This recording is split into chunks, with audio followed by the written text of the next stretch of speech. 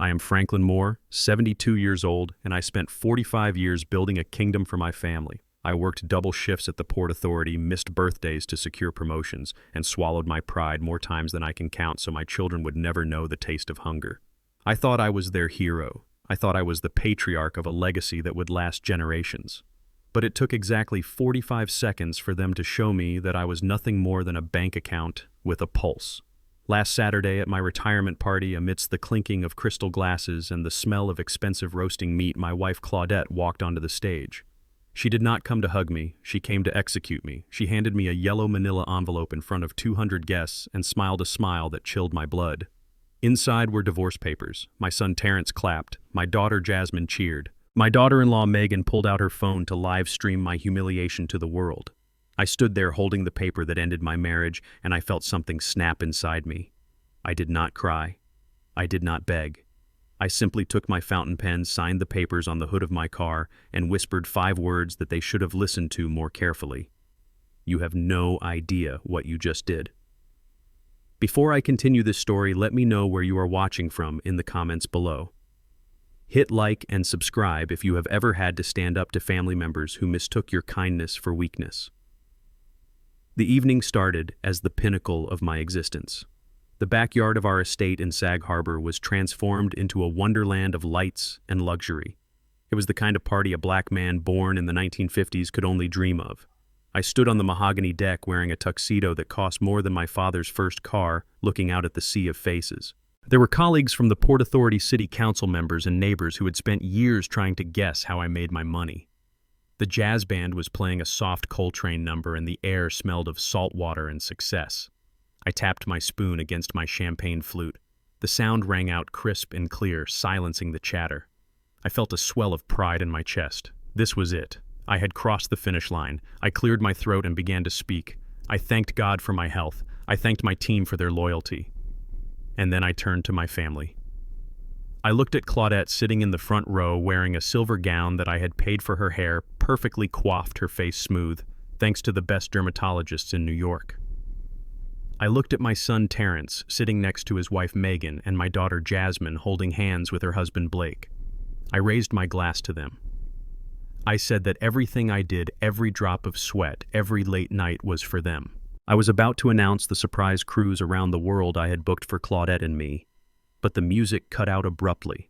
The microphone in my hand gave a sharp screech of feedback. I looked over at the DJ booth confused, and then I saw Claudette standing up. She wasn't smiling. She wasn't crying tears of joy.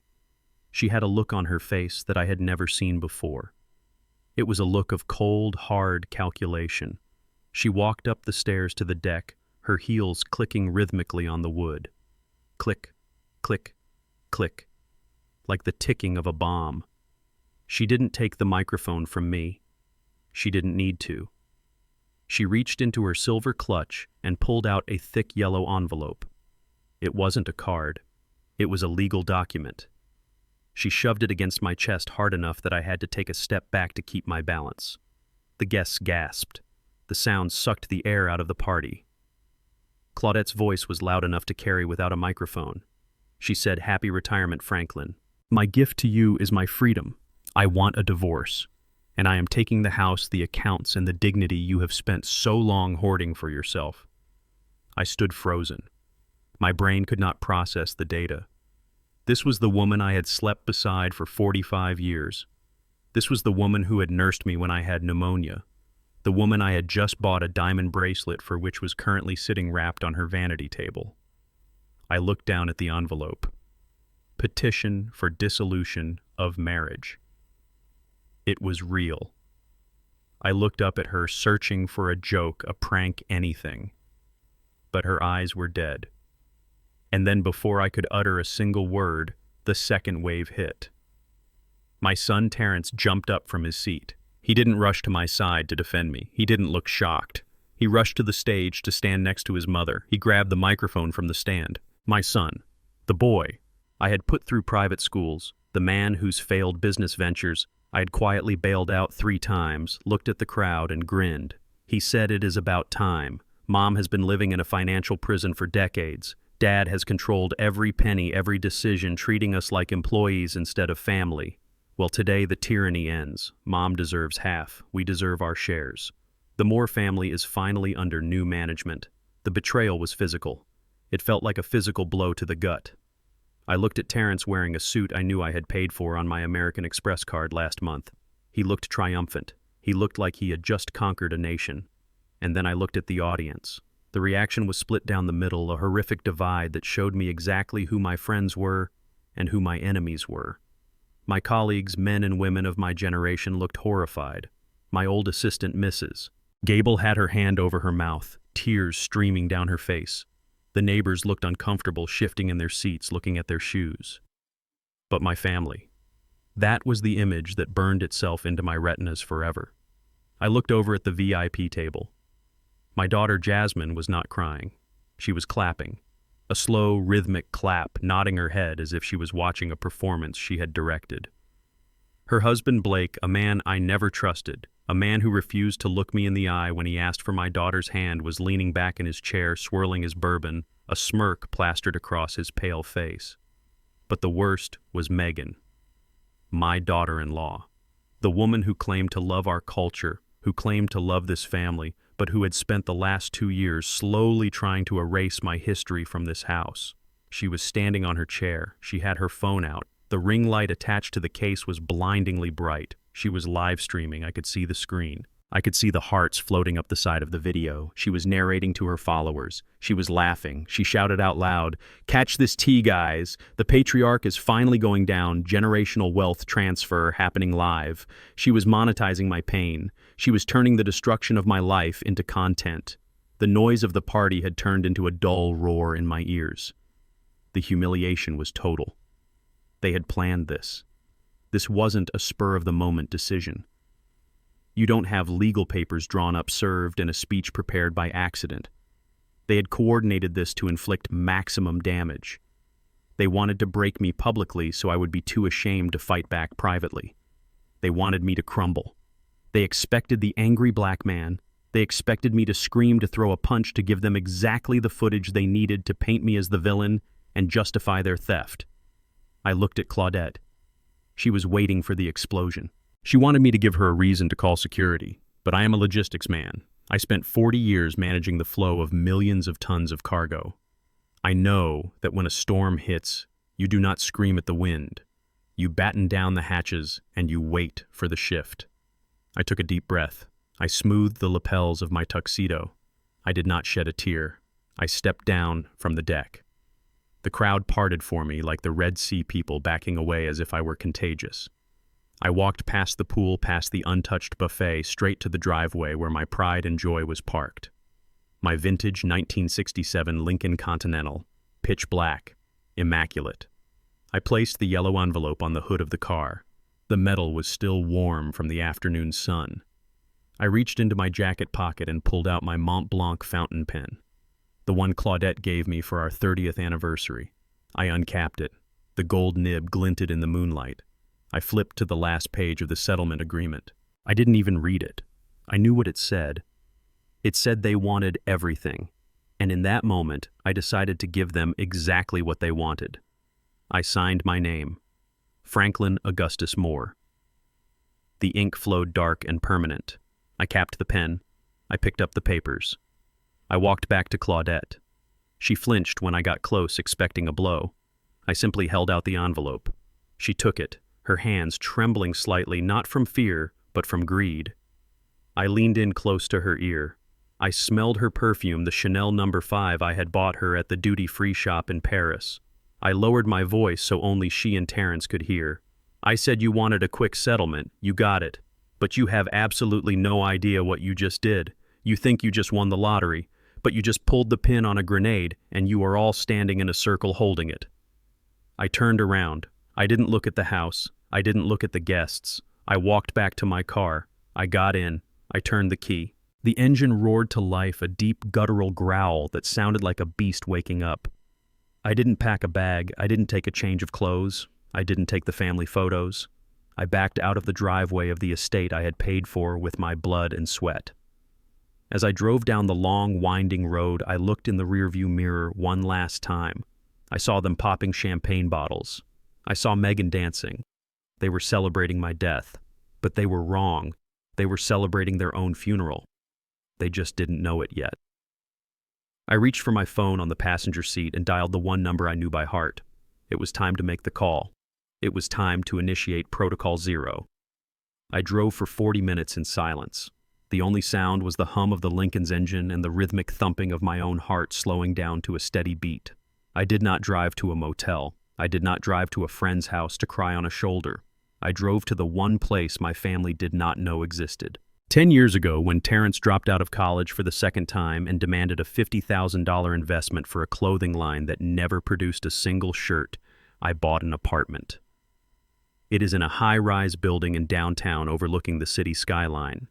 It is a fortress of glass and steel guarded by a doorman who knows me only as Mr. Franklin, the quiet gentleman in 4B. I parked my car in the reserved underground spot. I took the elevator up. The doors slid open with a soft chime. I punched in the code to my door.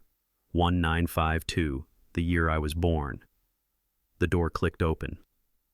I stepped inside and the silence greeted me like an old friend. The apartment is nothing like the sprawling estate in Sag Harbor. There are no floral curtains chosen by Claudette. There are no sticky fingerprints from grandchildren who were taught that Grandpa exists only to buy toys. The floors are polished concrete. The furniture is black leather and chrome. It is cold. It is efficient. It is mine. I walked to the floor-to-ceiling window and looked out at the city lights. Down there, people were rushing, fighting, loving, and lying. Up here, there was only clarity. I had prepared this place for a day I prayed would never come. But I am a man who built a career on logistics and risk management. You never send a ship out to sea without checking the lifeboats. Tonight, I had launched the lifeboat. I went to the small safe hidden behind a painting of a jazz saxophonist. I spun the dial. Inside was a burner phone, a stack of cash, and a ledger. I took the phone. It was fully charged. I had checked it every Sunday for a decade. I sat down in the leather armchair. It groaned softly under my weight. I dialed a number that was not in my contacts but was burned into my memory. It rang once, twice. Solomon Vance answered on the third ring. His voice was gravelly, awake, and sharp. "Mr. Moore, I assume the party is over." I looked at the digital clock on the wall. It was 10:30 at night. "The party is just beginning, Solomon," I said. My voice was steady. "Execute Protocol Zero." I could hear the smile in Solomon's voice. He had been waiting for this instruction for 5 years. He hated my family almost as much as he respected my money. "Consider it done, Frank. Do you want to review the checklist?" "Read it to me," I commanded. I needed to hear it. I needed to know that the machinery of justice was grinding into gear. Solomon's voice became professional rapid fire. "First, the joint checking account at Chase Bank, frozen. Any attempt to withdraw more than $50 will trigger a fraud alert." "Good," I said. "Second, the American Express black card issued to Terrence Moore. Canceled as of 2 minutes from now. The status has been changed to stolen." "Excellent." "Third, the Platinum Visa issued to Claudette Moore, limit reduced to 0. "Fourth, the utility auto pay for the Sag Harbor estate. Electricity, gas, water, high-speed fiber optic internet, all canceled. The providers have been notified that the account holder is no longer responsible for billing. They will send a disconnect notice in 48 hours if a new payment method is not provided. Let them sit in the dark," I said. "Fifth, the landscape and pool maintenance contract. Canceled. Sixth, the country club family membership. Revoked." Solomon paused. "Is there anything else, Frank?" I thought about the garage. I thought about the 3 cars sitting there. The Range Rover that Megan drove, but I paid the lease on. The Porsche that Terrence claimed was essential for his image. "Repossession," I said. "Contact the leasing agency. Tell them I am defaulting on the payments for the Range Rover and the Porsche. Tell them the vehicles are at the Sag Harbor address and the keys are likely in the ignition. Pick them up tonight if possible." "That is nuclear," Frank Solomon said, softly. "They wanted a war, Solomon. I am just supplying the ammunition. Send the letters, file the motions." And Solomon, "Yes." Frank, "If any of them call you, tell them you are acting on the instructions of your client and any harassment will result in a restraining order. Understood. Sleep well, Mr. Moore." I ended the call. I placed the phone on the glass coffee table. I leaned back and closed my eyes. For 45 years, I had been the dam holding back the waters of reality for my family. I had shielded them from every consequence, every bill, every hardship. I thought I was protecting them. I was wrong. I was crippling them. I had created monsters who thought electricity was magic and money grew in my wallet. Now the dam had broken. The water was coming. The phone buzzed. It was not the burner phone. It was my old personal phone, the one I had left turned on for this specific moment. I picked it up. A text message from Terrence. It had arrived 3 minutes after I hung up with Solomon. I opened it. "What the hell is wrong with you, old man? I am at the Velvet Rope with the investors. My card just got declined." The bartender cut up my card in front of everyone. "Fix this now, or I swear to God I will come find you." I stared at the screen. I could see the scene perfectly. Terrence wearing his overpriced suit trying to buy bottles of champagne for people who only liked him because of my last name. The smirk falling off his face as the bartender shook his head. The snickers of his so-called friends. The panic rising in his chest as he realized he didn't have the cash to cover the tab. I did not reply. I took the SIM card out of the phone. I snapped it in half. I dropped the pieces into the trash can. I stood up and walked to the kitchen. It was time for my ritual. My family used to make fun of the way I made coffee. They used the pod machine I bought them, pressing a button for instant mediocre satisfaction. I preferred the process. I took the bag of Ethiopian Yirgacheffe beans from the freezer. I measured exactly 20 grams. I poured them into the grinder. The sound of the beans shattering was loud in the quiet apartment. It was a violent, necessary sound. I boiled the water to exactly 200 degrees. I poured it over the grounds in the Chemex. I watched the dark liquid drip slowly into the glass carafe. Drip, drip, drip. I thought about the years. I thought about the double shifts at the port in 1982 when the winter wind off the Atlantic was so cold it felt like knives on my skin. I worked 16 hours a day for 3 weeks straight so I could buy Claudette that fur coat she wanted. She wore it twice. Then she said it was too heavy. I thought about the time Terrence crashed his first car. He was drunk. He hit a parked van. I paid the damages. I paid the lawyer to keep it off his record. I looked him in the eye and told him to be better. He didn't say thank you. He asked if his replacement car would be red or blue. I thought about Megan, the way she redecorated my living room without asking, the way she threw out my mother's quilt because she said it looked poverty-stricken. That quilt was hand-stitched by a woman who picked cotton so I could go to college. Megan treated it like a rag, and Claudette let her. I poured the coffee into a simple white mug. I walked out onto the balcony. The wind was high up here. It whipped at my shirt. I took a sip. The coffee was bitter, strong, and hot. It tasted like truth. I looked down at the city. Somewhere in the distance, in a club called the Velvet Rope, my son was currently trying to explain to a manager why he couldn't pay his bill. Somewhere in a mansion in Sag Harbor, my wife was probably trying to order late-night sushi, not realizing her credit card was now just a piece of plastic. For 45 years, I was their father, their husband, their protector. I was the roof over their heads and the ground beneath their feet. But to them, I was just a utility. I was a light switch. You flick it and the light comes on. You don't thank the switch. You don't love the switch. You only notice it when it stops working. Well, the switch is off. I finished my coffee. I washed the mug and placed it in the drying rack. I turned off the lights in the apartment. I walked to the bedroom, stripped off my tuxedo, and lay down on the crisp, cool sheets. Tomorrow the real war would begin. Tomorrow the sun would rise on a new world. A world where Franklin Moore was no longer a servant in his own kingdom. I closed my eyes, and for the first time in 20 years, I fell asleep instantly. While I sat in my silent apartment drinking coffee that tasted like freedom, the war for the soul of my home had already begun. I still had access to the security cameras through a private server that Solomon had set up years ago. I did not watch out of nostalgia. I watched because I needed to see the enemy reveal their true nature, and what I saw on those high-definition screens made my blood run cold. It had not even been 24 hours since I left, but Megan was already erasing me. She did not wait for the ink to dry on the divorce papers. She hired a team of movers and they arrived at 8 in the morning on Sunday. I watched as she stood in the center of my living room, wearing a white silk robe, holding a cup of green tea, directing the workers like a foreman on a demolition site.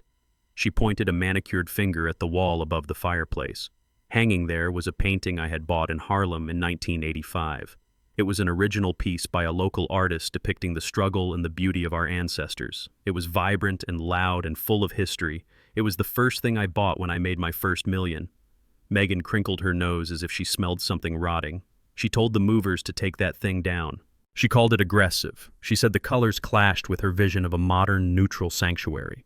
I watched two men in blue jumpsuits grab the frame with careless hands. They did not treat it like art. They treated it like debris. They hauled it out the front door and leaned it against a dumpster in the driveway. Then she moved to the display cases. Inside were the tribal masks I had collected during my trips to West Africa. Each one had a story. Each one represented a spirit of protection or wisdom. Megan waved her hand dismissively. She told her husband Terrence that they looked spooky. She said they had bad energy. She ordered the movers to box them up and put them in the garage or donate them to a thrift store. She did not care which. In their place, she hung canvases that were completely white with maybe a single gray line or a beige circle. She replaced my mahogany bookshelves with floating glass shelves that held nothing but decorative rocks and fake succulents. She was stripping away the soul of the house. She was whitewashing my legacy. She was turning a home that breathed history into a sterile hospital waiting room. She wanted the prestige of the address, but she wanted to scrub away the black man who paid for it. It was a cultural eviction. And watching it happen on a glowing screen miles away hurt more than losing the money. It felt like she was spitting on my father's grave. Claudette walked into the room around noon. She looked tired. The adrenaline of the party had worn off and reality was starting to set in. She was wearing her dressing gown and clutching a mug of coffee. She stopped dead in her tracks when she saw the empty walls. She looked at the spot where the Harlem painting used to hang. For a moment, I saw a flicker of genuine pain in her eyes. That painting was there when we brought our babies home from the hospital.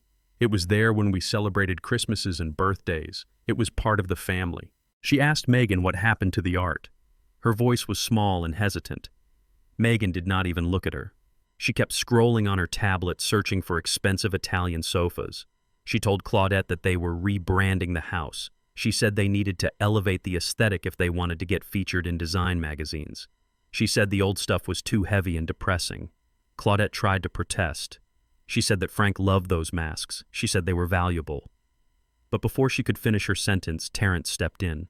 My son, the boy I taught to be proud of his heritage. He walked over to his mother and put an arm around her shoulders. But it was not a comforting gesture. It was patronizing. He spoke to her like she was a senile child. He told her to stop living in the past. He said, Mom, you are free now, remember? You do not have to live in Dad's museum anymore. Megan has a vision. She knows what is trending. She is going to turn this place into a modern masterpiece. You want to be a modern woman, don't you? Stop clinging to that old junk. It makes the house smell like Granddad. I saw Claudette shrink. She physically made herself smaller. She looked at her son and saw a stranger. She looked at her daughter-in-law and saw a tyrant. But she said nothing. She nodded slowly and took a sip of her coffee. She had traded a husband who cherished her for a son who dismissed her and a daughter-in-law who tolerated her. She walked over to the new white sofa Megan had just uncovered and sat down. She looked uncomfortable. She looked like a guest in her own home. She was beginning to realize that when she signed those papers, she did not gain a voice. She lost her only protector. The day dragged on. They ordered lunch from a high-end seafood place. They drank my wine. They laughed and planned renovations that would cost hundreds of thousands of dollars. They talked about knocking down walls and building a yoga studio in the garden. They were spending money they did not have on a future that did not exist. And then, at exactly 7 o'clock in the evening, the house fought back.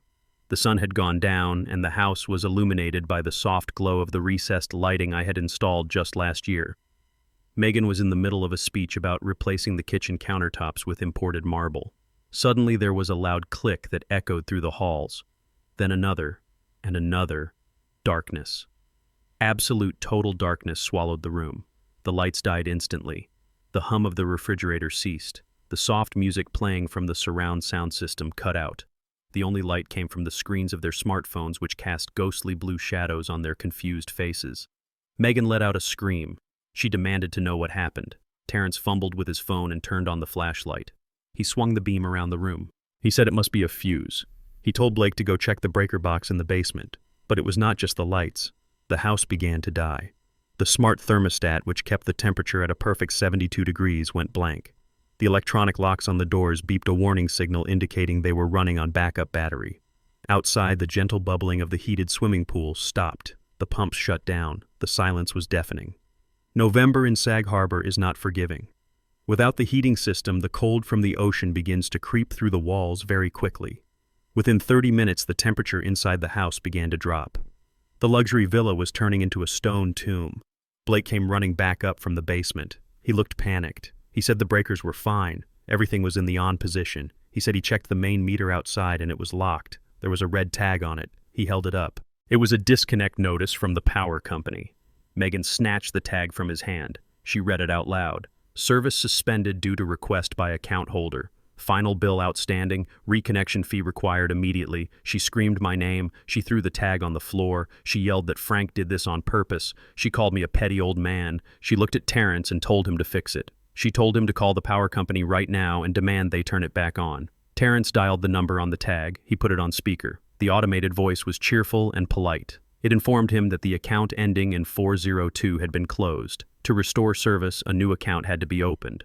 A deposit of $500 was required, plus the immediate payment of the outstanding balance for the high-voltage pool heating system.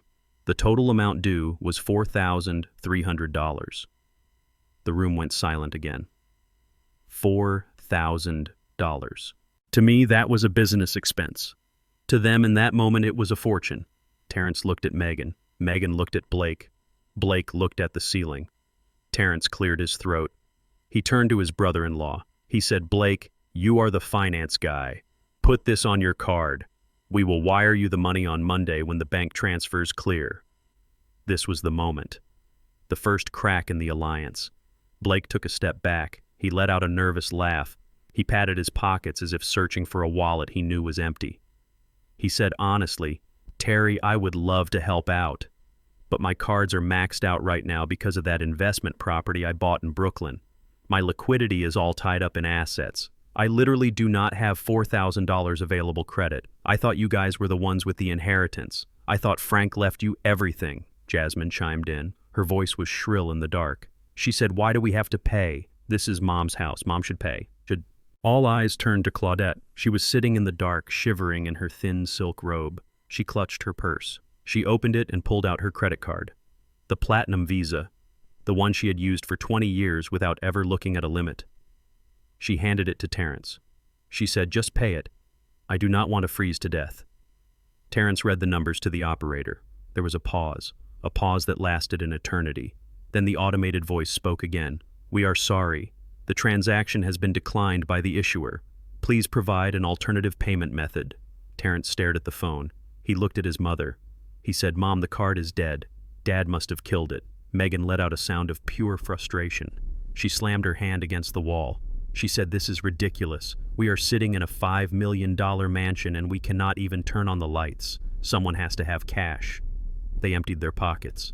Between the four of them, they had less than $200. They had designer clothes, expensive watches, and luxury cars in the driveway. But they did not have enough cash to keep the lights on for one night. They ended up sitting in the living room wrapped in the blankets Megan had tried to throw away earlier. They lit decorative candles that Megan had bought for aesthetic purposes. The flickering candlelight did not make the room look romantic. It made it look like a seance for a family that was already dead. I turned off the monitor in my apartment. I did not need to see anymore. They were cold, they were confused, and for the first time in their lives they were starting to understand that the lifestyle they felt entitled to was not a natural right.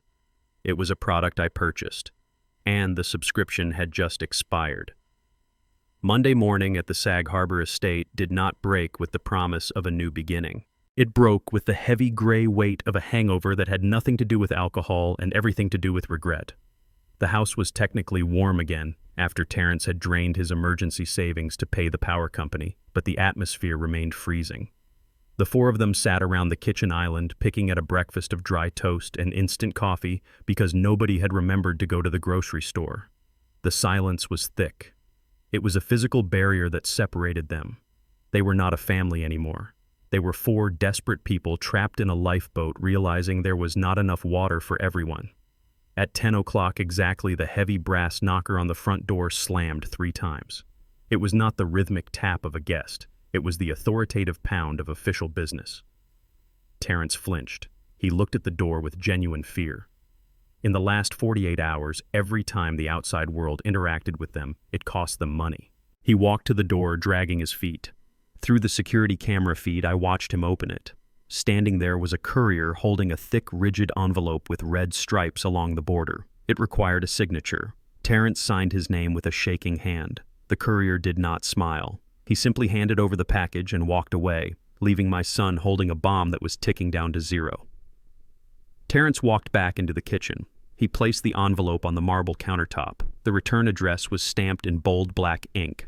The City Historical Preservation Commission. Beneath it was a second stamp.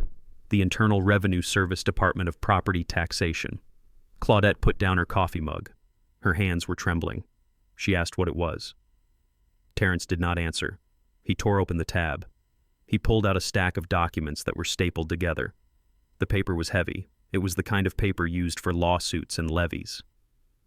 He began to read. His eyes scanned the first page. Then they widened. His mouth opened, but no sound came out. He sat down heavily on the bar stool as if his legs had suddenly turned to water.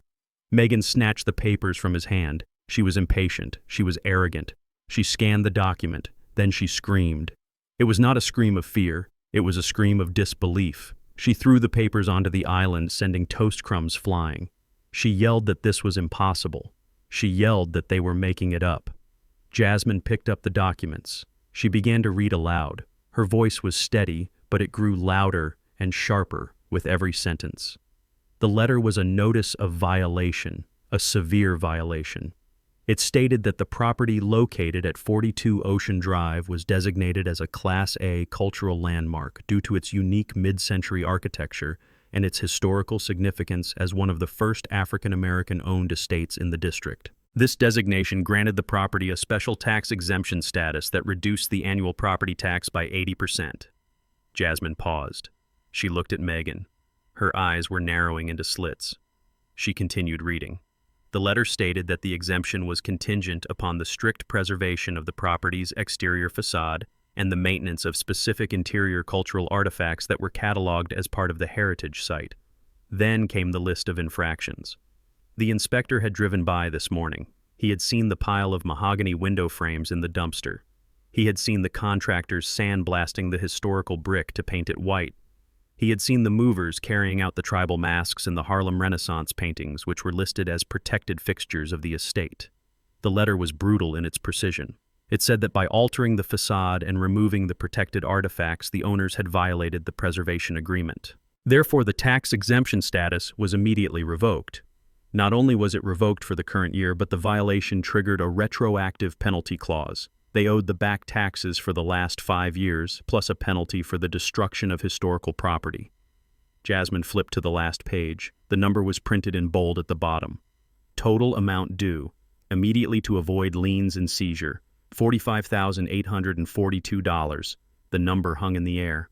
$45,000. Megan stared at the paper. She shook her head.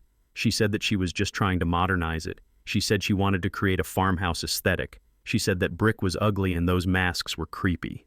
She said she was improving the property value. Jasmine slammed her hand on the counter. The sound was like a gunshot. She turned on Megan with a ferocity that had been building since childhood. Jasmine had always been jealous of Megan. She hated how Megan waltzed into the family and acted like she owned the place. She hated how Frank and Claudette doted on her. But now the gloves were off. Jasmine screamed that Megan was a moron. She called her an ignorant cultural colonizer who thought she could paint over history with a bucket of beige paint. She pointed a finger in Megan's face. She said, "Do you understand what you did?" Dad spent 30 years maintaining that status. He kept every brick and every painting exactly where it was so we would not have to pay $50,000 a year in taxes.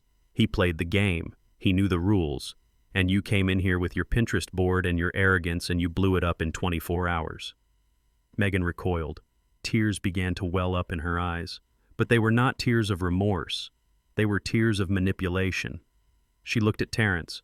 She looked at Claudette. She cried out that she was being attacked. She said she did not know. She said nobody told her. She said Frank must have known. She claimed Frank set her up. She screamed that Frank knew she wanted to renovate and he let her do it so this would happen. She tried to twist the narrative. She tried to make herself the victim of a cruel trap laid by a vindictive old man. But Jasmine was not having it. She stepped closer to Megan. She invaded her personal space. She hissed that this was not Frank's fault. She said Frank was gone. She said this was Megan's fault because Megan never asked. Megan never read the deeds. Megan never respected the house. She only saw the house as a backdrop for her social media videos.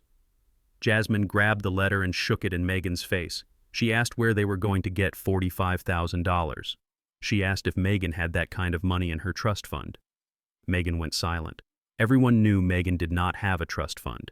Megan had a maxed-out credit card and a leased Range Rover that was currently scheduled for repossession. Claudette put her head in her hands. She began to sob. It was a low, mournful sound. She was realizing that the fortune she thought she had inherited was actually a fortress of debt held together by Frank's intelligence. Without Frank, the walls were crumbling. She looked at her children. She saw them tearing each other apart. She saw the hatred in Jasmine's eyes. She saw the stupidity in Megan's eyes, and she saw the weakness in Terrence's eyes as he stood there saying nothing, doing nothing, just watching his wife and sister destroy each other. Terrence tried to intervene. He touched Jasmine's arm. He told her to calm down. He said they would figure it out.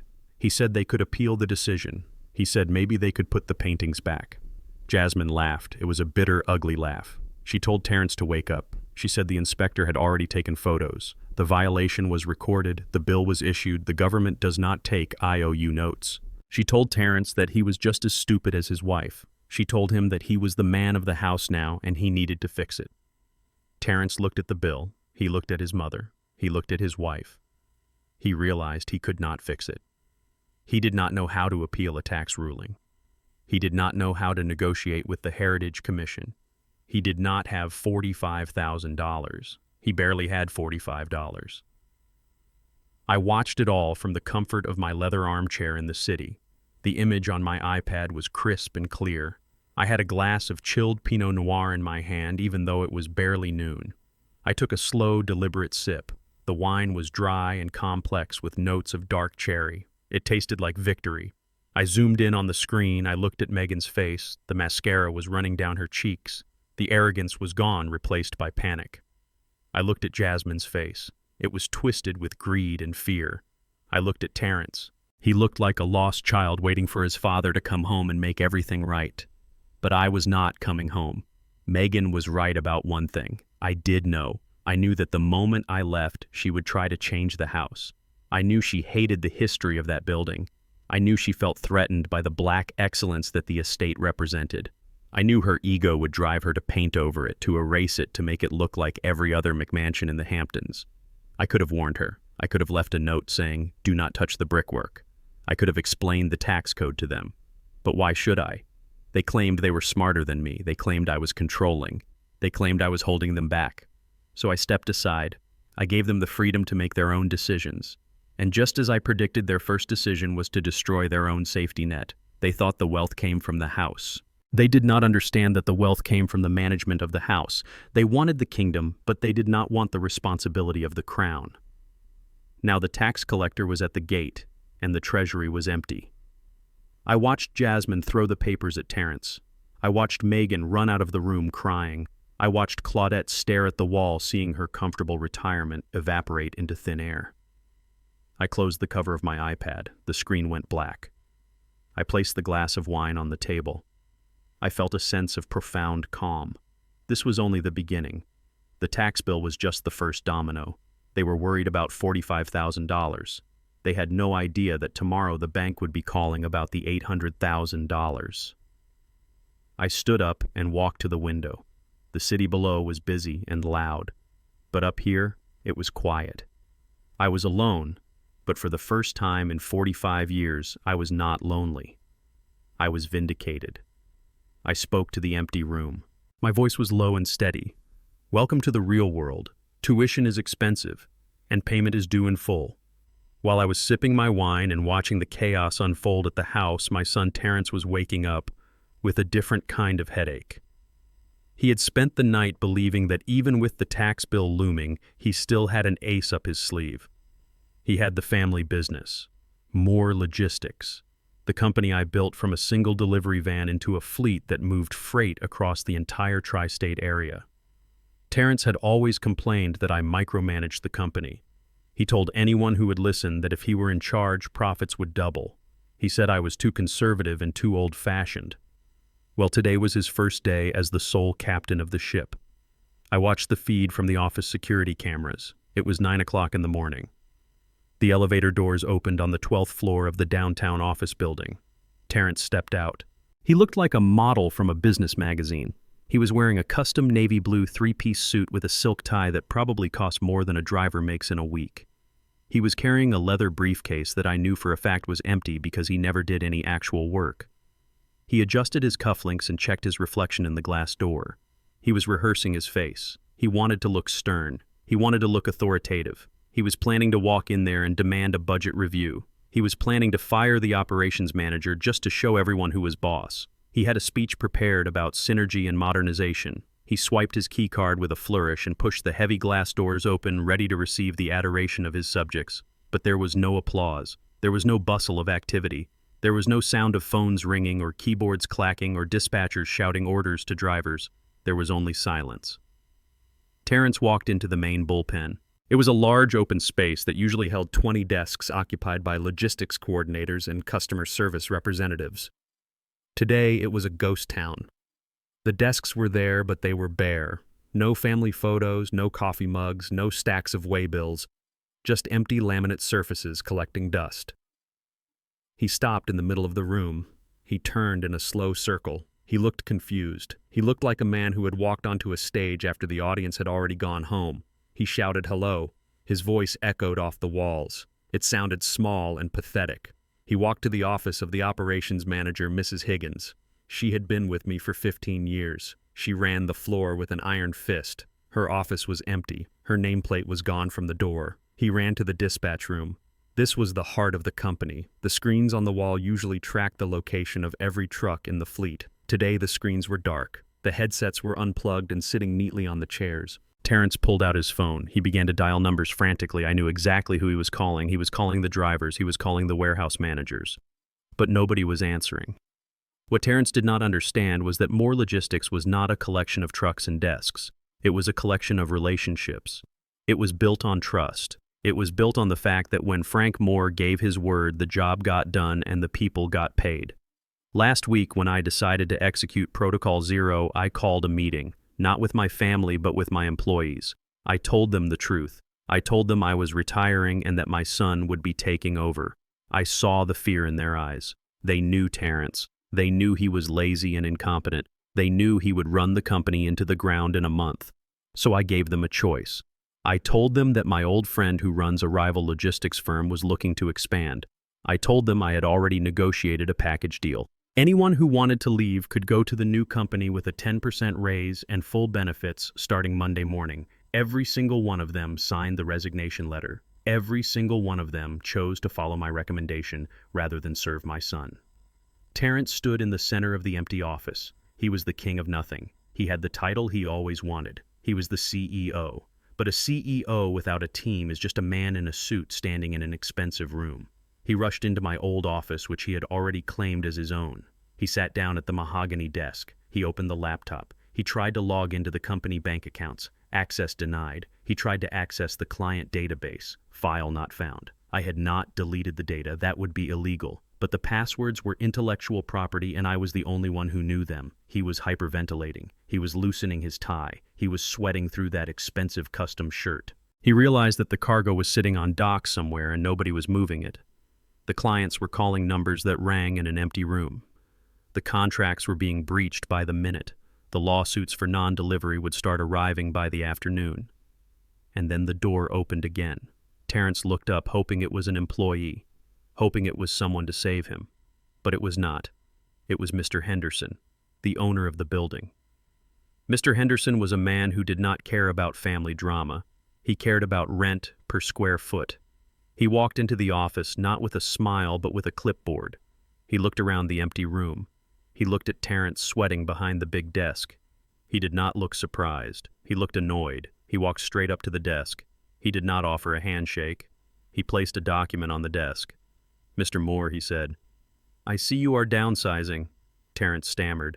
He said it was just a restructuring. He said the team was on a retreat. He tried to use the buzzwords he learned in business school. Mr. Henderson cut him off. He said, "I do not care if they are on the moon. I care about the lease. Your father came to see me last week. He informed me that he has formally resigned from the company and removed himself as the guarantor of the lease." Terrence turned pale. He said, "So what? The company pays the rent." Mr. Henderson leaned in. He placed both hands on the desk. He said, "Let us be clear. The company is an entity. But last year, when you insisted on being named the managing director, you also insisted on signing the lease renewal personally. You said you wanted to build credit. You said you wanted your name on the door. Do you remember that?" I remembered it perfectly. Terrence had thrown a tantrum. He shouted that he did not want to be in my shadow. He wanted his name on the legal documents. I let him sign. I knew this day would come. Mr. Henderson tapped the paper. He said, "Rent is due on the 1st. It is the 5th. We have a strict late payment policy. The monthly rent for this floor is $20,000, plus late fees. That brings the total to $21,500. Terrence laughed nervously. He said, "You will get it. The company has money." Mr. Henderson shook his head. He said, "I just spoke to the bank. The company account is frozen due to a dispute between shareholders. That means the check bounces back to the personal guarantor. That is you, Terrence. I want a cashier's check by 5 p.m. today. If I do not get it, I will lock the doors and I will sue you personally for the remainder of the 3-year lease. That is roughly $700,000. Do you have $700,000, Mr. Moore?" Terrence could not speak. He felt the walls closing in. The view of the city skyline, which usually made him feel powerful, now looked like a precipice he was about to fall over. Mr. Henderson straightened his tie. He said, 5 p.m. tick-tock. Tick. He turned and walked out. The heavy glass doors swung shut behind him. The sound was like a gavel coming down. Terrence was alone. Truly alone. He looked at the phone on the desk. He looked at the empty chairs. He realized that for his entire life he had been playing business.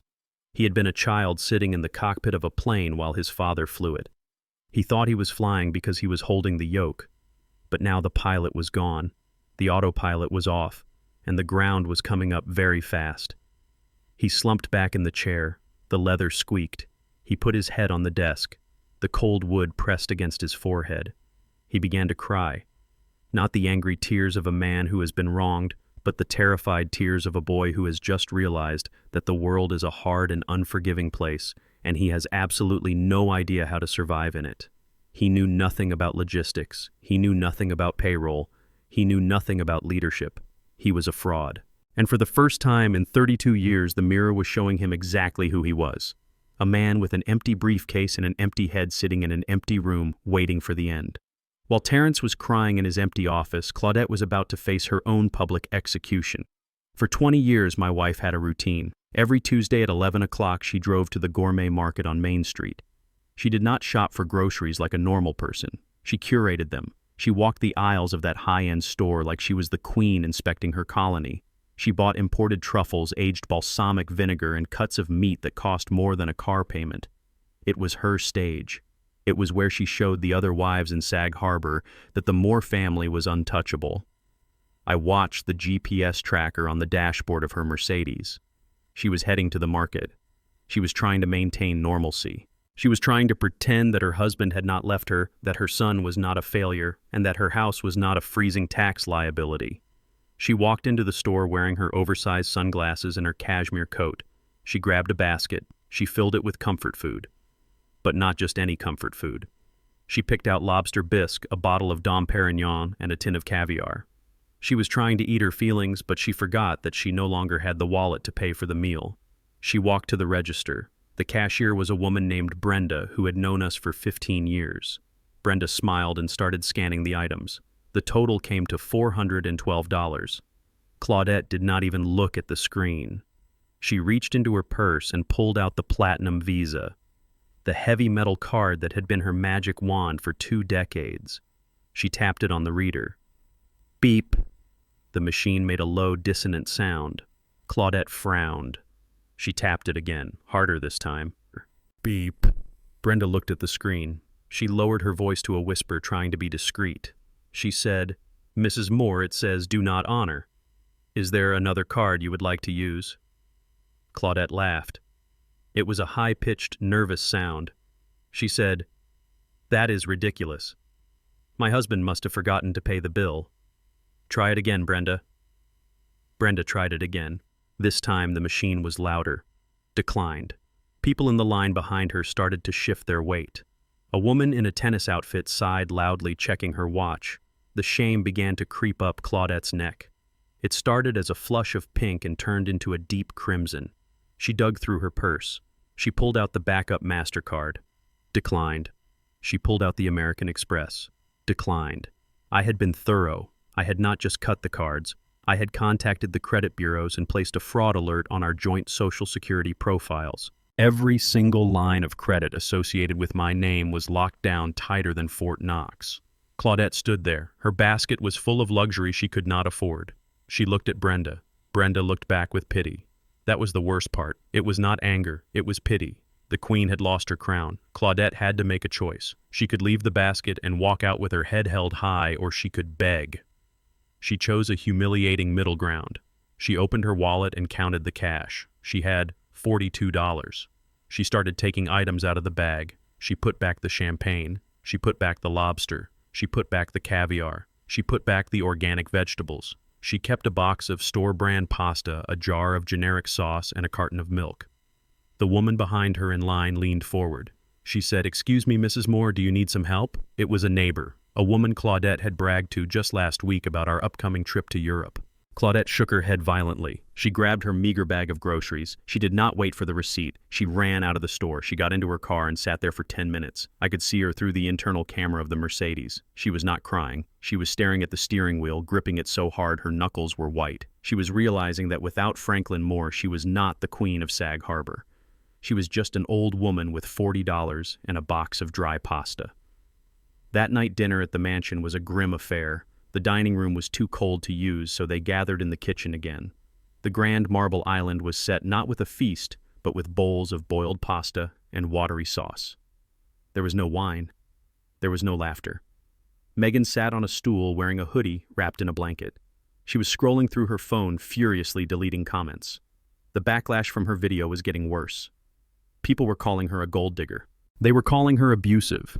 She needed a distraction. She needed a win. She looked up from her phone and stared at Claudette. She did not say thank you for the food. She did not ask how Claudette's day was. She simply said, "We need to switch rooms." Claudette looked up from her bowl. She asked, "What do you mean?" Megan put her phone down. She used her business voice, the voice she used when she was trying to convince me to invest in her failed podcast. She said, "Look, Claudette, we have to be practical. Terrence and I are the future of this family. We are the ones who are going to bring in the money to fix this mess. I am pivoting my content strategy. I am going to launch a new series about home renovation. I need the best light. I need space for my equipment. The master suite has the bay windows. It has the southern exposure." Claudette stopped eating. She put her fork down. The master suite was not just a room. It was the sanctuary I had built for her. It had the fireplace she loved. It had the soaking tub where she read her books. It was the room where we had whispered our dreams to each other for 30 years. It was the only place in the house that still felt like mine. She said no. That is my room. That is where I slept with my husband.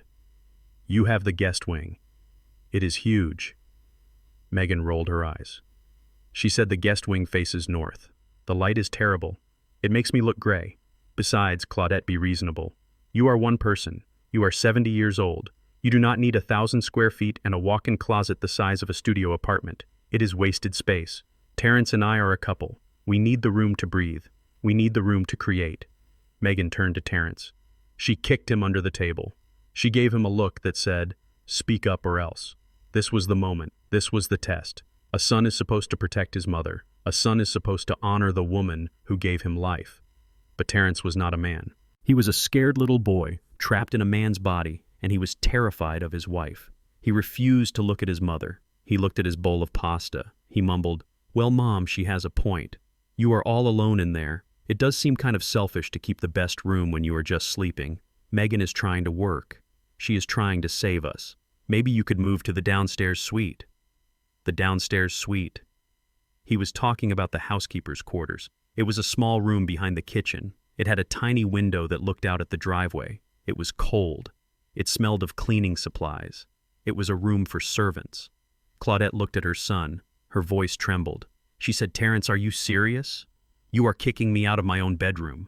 You are putting me in the maid's room, in my own house." Terrence finally looked up. His eyes were hard. Not because he was strong, but because he was defensive. He shouted, "Stop being so dramatic, Mom. It is just a room." God, why do you have to make everything so difficult? Dad is gone.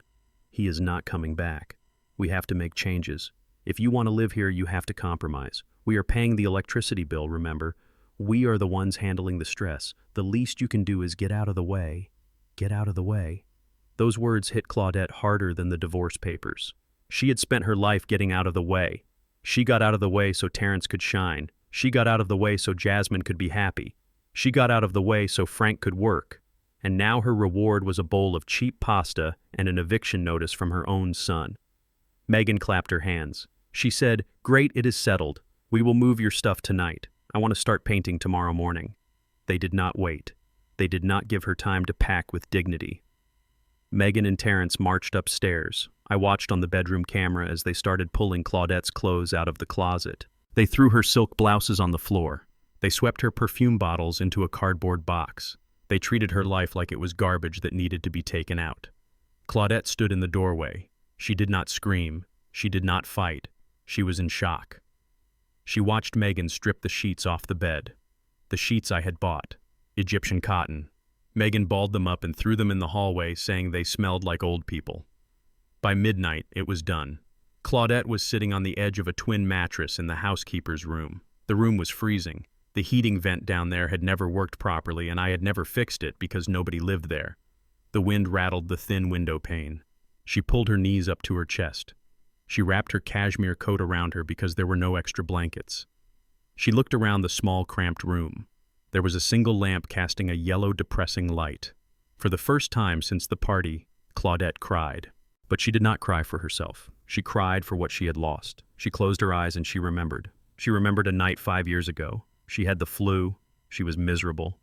I came home early from work. I did not send a nurse. I came upstairs. I made her soup from scratch. I sat by the bed and read to her for hours until she fell asleep. I warmed her towels in the dryer so she would not be cold when she washed her face. I treated her like she was the most precious thing in the world. She had thrown that away. She had listened to her children who told her she was a victim. They told her I was controlling. They told her I was holding her back. She looked at the peeling paint on the wall of the maid's room. She realized the truth. I was not her jailer. I was her shield. I was the wall that stood between her and the cold indifference of the world. I was the one who made sure she never had to worry about the price of milk or the warmth of a room, and she had fired me. She heard footsteps upstairs, heavy thuds, laughter. Megan and Terrence were already celebrating. They were opening a bottle of wine that Terrence had found hidden in the back of a cabinet. They were toasting to their new room. Claudette curled up on the small bed. She was shivering. She was hungry. She was alone in a house full of people. She whispered my name into the darkness. Frank. But I was not there. And for the first time in 45 years, she realized that no one was coming to save her. She had burned the bridge, and now she had to drown in the river she created. The sun rose over the Sag Harbor estate on Wednesday morning, but it brought no warmth to the woman sleeping in the servants' quarters. Claudette woke up with a stiff neck and a soul that felt bruised. She had spent 40 years waking up in a king-sized bed with 400 thread-count sheets and the smell of fresh coffee that I had brewed. Now she woke up to the smell of lemon pledge and the sound of a dripping faucet. She walked into the kitchen hoping for a kind word from her children. Instead, she found a war council. Blake was sitting at the island scrolling through his phone with a manic energy. His eyes were bloodshot. He had spent the night looking for quick loans and finding none. When he saw Claudette shuffle in wearing her wrinkled robe, he did not see a mother in distress. He saw a weapon. He saw the last card in the deck that they had not played yet.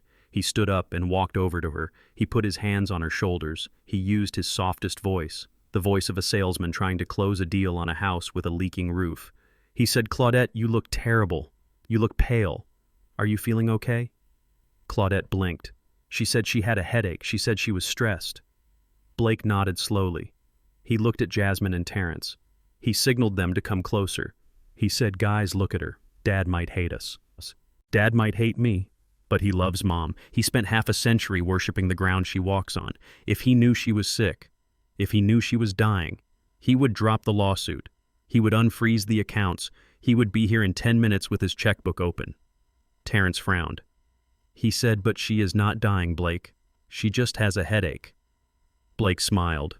It was a cold, predatory smile. He said, "Perception is reality, Terrence. We do not need a real stroke. We just need the symptoms of one. We call Frank. We tell him Mom collapsed. We tell him her speech is slurred. We get her to the emergency room. Once he is there, seeing her hooked up to machines, his guilt will take over. He will sign anything to make sure she is okay." I watched Claudette's face. I expected her to slap him. I expected her to say that she would never stoop so low as to fake a medical emergency to manipulate the man she loved. But poverty does strange things to people. And the fear of poverty does even worse things. Claudette looked at the empty fridge. She looked at the maid's room door, and she slowly nodded. She agreed to die, so they could live. The performance began at 10 o'clock. They staged the living room like a movie set. Jasmine moved a chair to make it look like it had been knocked over. Blake pulled up a YouTube video on the surround sound system. 10 hours of ambulance siren sound effects. He turned the volume up just enough to be heard in the background. Jasmine dialed my number. I was sitting in my office in the city reviewing the liquidation of the trust fund. The phone rang. I answered on the second ring. Jasmine did not say hello. She screamed. She screamed with a theatrical panic that would have been impressive if it were not so disgusting. She yelled, "Dad, come quick. It is Mom. She collapsed in the kitchen. She is not waking up. Her face is drooping, Dad. I think it is a stroke. The ambulance is here. We are going to Stony Brook Hospital. Please, Dad, she is asking for you." I listened to the sirens wailing in the background. I listened to my daughter sobbing. I listened to the silence of my wife, who was supposedly unconscious on the floor. For a split second, my heart stopped. The instinct of 45 years kicked in. My body wanted to run to the car. My body wanted to tear down the highway to save her. But my brain is a steel trap. And my brain noticed two things. First, the sirens in the background were looping. I heard the same distinct horn pattern repeat every 10 seconds. Second, if the ambulance was already there, why was Jasmine talking to me instead of the paramedics? Why wasn't I hearing the EMTs shouting instructions? I did not ask questions. I simply said, "I will handle it." And I hung up. I did not drive to the hospital. I called Solomon Vance. I told him to meet me at Stony Brook Emergency Room. And I told him to bring Dr. Evans. Dr. Evans is a forensic pathologist who works as a consultant for my insurance company. He is a man who can spot a lie by looking at a pupil dilation. I arrived at the hospital parking lot 40 minutes later. I did not go inside. I sat in my tinted Lincoln and I watched. I watched my family's car speed into the emergency bay. I watched Terrence and Blake carry Claudette out of the car. She was limp. Her eyes were closed. It was an Oscar-worthy performance. They rushed her inside, screaming for help. 10 minutes later, Solomon Vance arrived in his black sedan. Dr. Evans was with him carrying a medical briefcase. They walked into the ER doors with the authority of executioners. Inside the waiting room, the scene was set. Jasmine was pacing the floor, crying into a tissue. Terrence was holding his head in his hands. Blake was pacing, looking at his watch, waiting for the rich savior to walk through the door. When the automatic door slid open, they all looked up. Their faces lit up with hope. But the light died instantly when they saw it was not Frank Moore. It was the lawyer who had frozen their assets. Solomon walked straight up to them. He did not offer comfort. He did not ask how she was. He placed a briefcase on the table. He said, "Mr. Moore has authorized me to oversee this situation. Since Mr. Moore is the primary policyholder for Mrs. Moore's medical insurance, he has the right to verify the necessity of any emergency procedures." Blake stood up. His face was red. He shouted, "Get the hell out of here. My mother-in-law is dying in there. We do not need a lawyer, we need her husband. Where is Frank?" Solomon adjusted his glasses. He said, "Frank is devastated. He is so devastated that he wants to ensure Claudette gets the absolute best care. That is why he sent Dr. Evans. Dr. Evans is an independent medical examiner. He is going to go into that room and verify the diagnosis. If Claudette is indeed having a stroke, Frank will authorize a transfer to the best neurological facility in the country. He will pay for everything." The family exchanged a look of relief. They thought they had won. They thought they had tricked me. But Solomon continued. His voice dropped an octave. It became dangerous. He said, "However, I must warn you. Insurance fraud is a federal felony. Filing a false medical claim to extort financial concessions is a crime punishable by up to 10 years in prison. If Dr. Evans walks into that room and finds that Mrs. Moore is medically stable, if he finds that she is faking symptoms, we will not only deny coverage for the hospital bill, which will be roughly $5,000 for an emergency admission, we will also file immediate criminal charges against everyone who participated in this conspiracy. The air left the room. Jasmine stopped crying. Terrence went pale. Blake looked like he was going to vomit. They knew Claudette was fine. They knew that a real doctor would see through the act in 5 seconds. Solomon turned to Dr. Evans. He said, "Doctor, please proceed to the trauma room." Dr. Evans nodded and started walking toward the swinging doors. Panic set in. Pure, unadulterated panic. Blake ran after the doctor. He grabbed his arm. He stammered, wait, you cannot just go in there. It is private." Solomon stepped in between them. He said, "Mr. Moore has power of attorney over the insurance policy. We have every right. Unless, of course, you would like to withdraw the claim right now. Unless you would like to admit that this was a mistake." At that moment, the doors to the treatment area swung open. A real ER doctor walked out. He looked annoyed. He looked at the family. He looked at Solomon. He said, "Family of Claudette Moore." Jasmine stepped forward. Her voice was shaking. She asked, "Is she okay?" The doctor ripped off his gloves. He threw them in the trash. He said, "She is miraculously fine. Her vitals are perfect. Her CT scan is clear. In fact, the moment I mentioned that we needed to do a spinal tap to check for bleeding, she made a sudden and complete recovery. She is sitting up and asking for a glass of water." The doctor looked at them with disgust. He said, "This is an emergency room. We have people dying of heart attacks. We have car accident victims bleeding out. And you people bring in a healthy woman and stage a stroke because you have some family drama." He pointed to the exit. He said, "Get her out of here. Discharge her immediately. And do not come back unless someone is actually bleeding. Security will escort you out." Solomon smiled. It was the only time I ever saw him smile. He looked at Blake. He said, "I will be informing Mr. Moore that his wife is in excellent health. I will also be sending you the bill for Dr. Evans's time. That will be $1,000. Have a nice day." I watched from the car as they walked out. 5 minutes later, Claudette was walking on her own. She was looking at the ground. She was humiliated. She had let her children turn her into a liar. She had let them strip away her dignity. People in the parking lot stared at them. They saw a family that looked like they had just been caught stealing from the collection plate at church. They got into their car in silence. I put my car in gear. I did not feel happy. I did not feel triumphant. I felt a deep, profound sadness. I realized that my family was not just greedy. They were broken. They had no moral compass. They had no bottom. I drove away before they could see me. I had one more stop to make. I had to go to the bank. Because tomorrow, the real financial hammer was going to drop. And after today's performance, I had absolutely no reservations about letting it fall. Thursday morning brought a silence to the estate that was heavy and suffocating. It was not the peaceful silence of a library, but the tense silence of a bomb squad waiting for a timer to hit 0. The humiliation at the hospital had broken their spirit, but the financial reality was about to break their backs. I was sitting in my office in the city watching the security feed of the front porch. I knew the schedule of the county sheriff better than my own children did. I knew that at exactly 9:15 the dark green patrol car would roll up the driveway.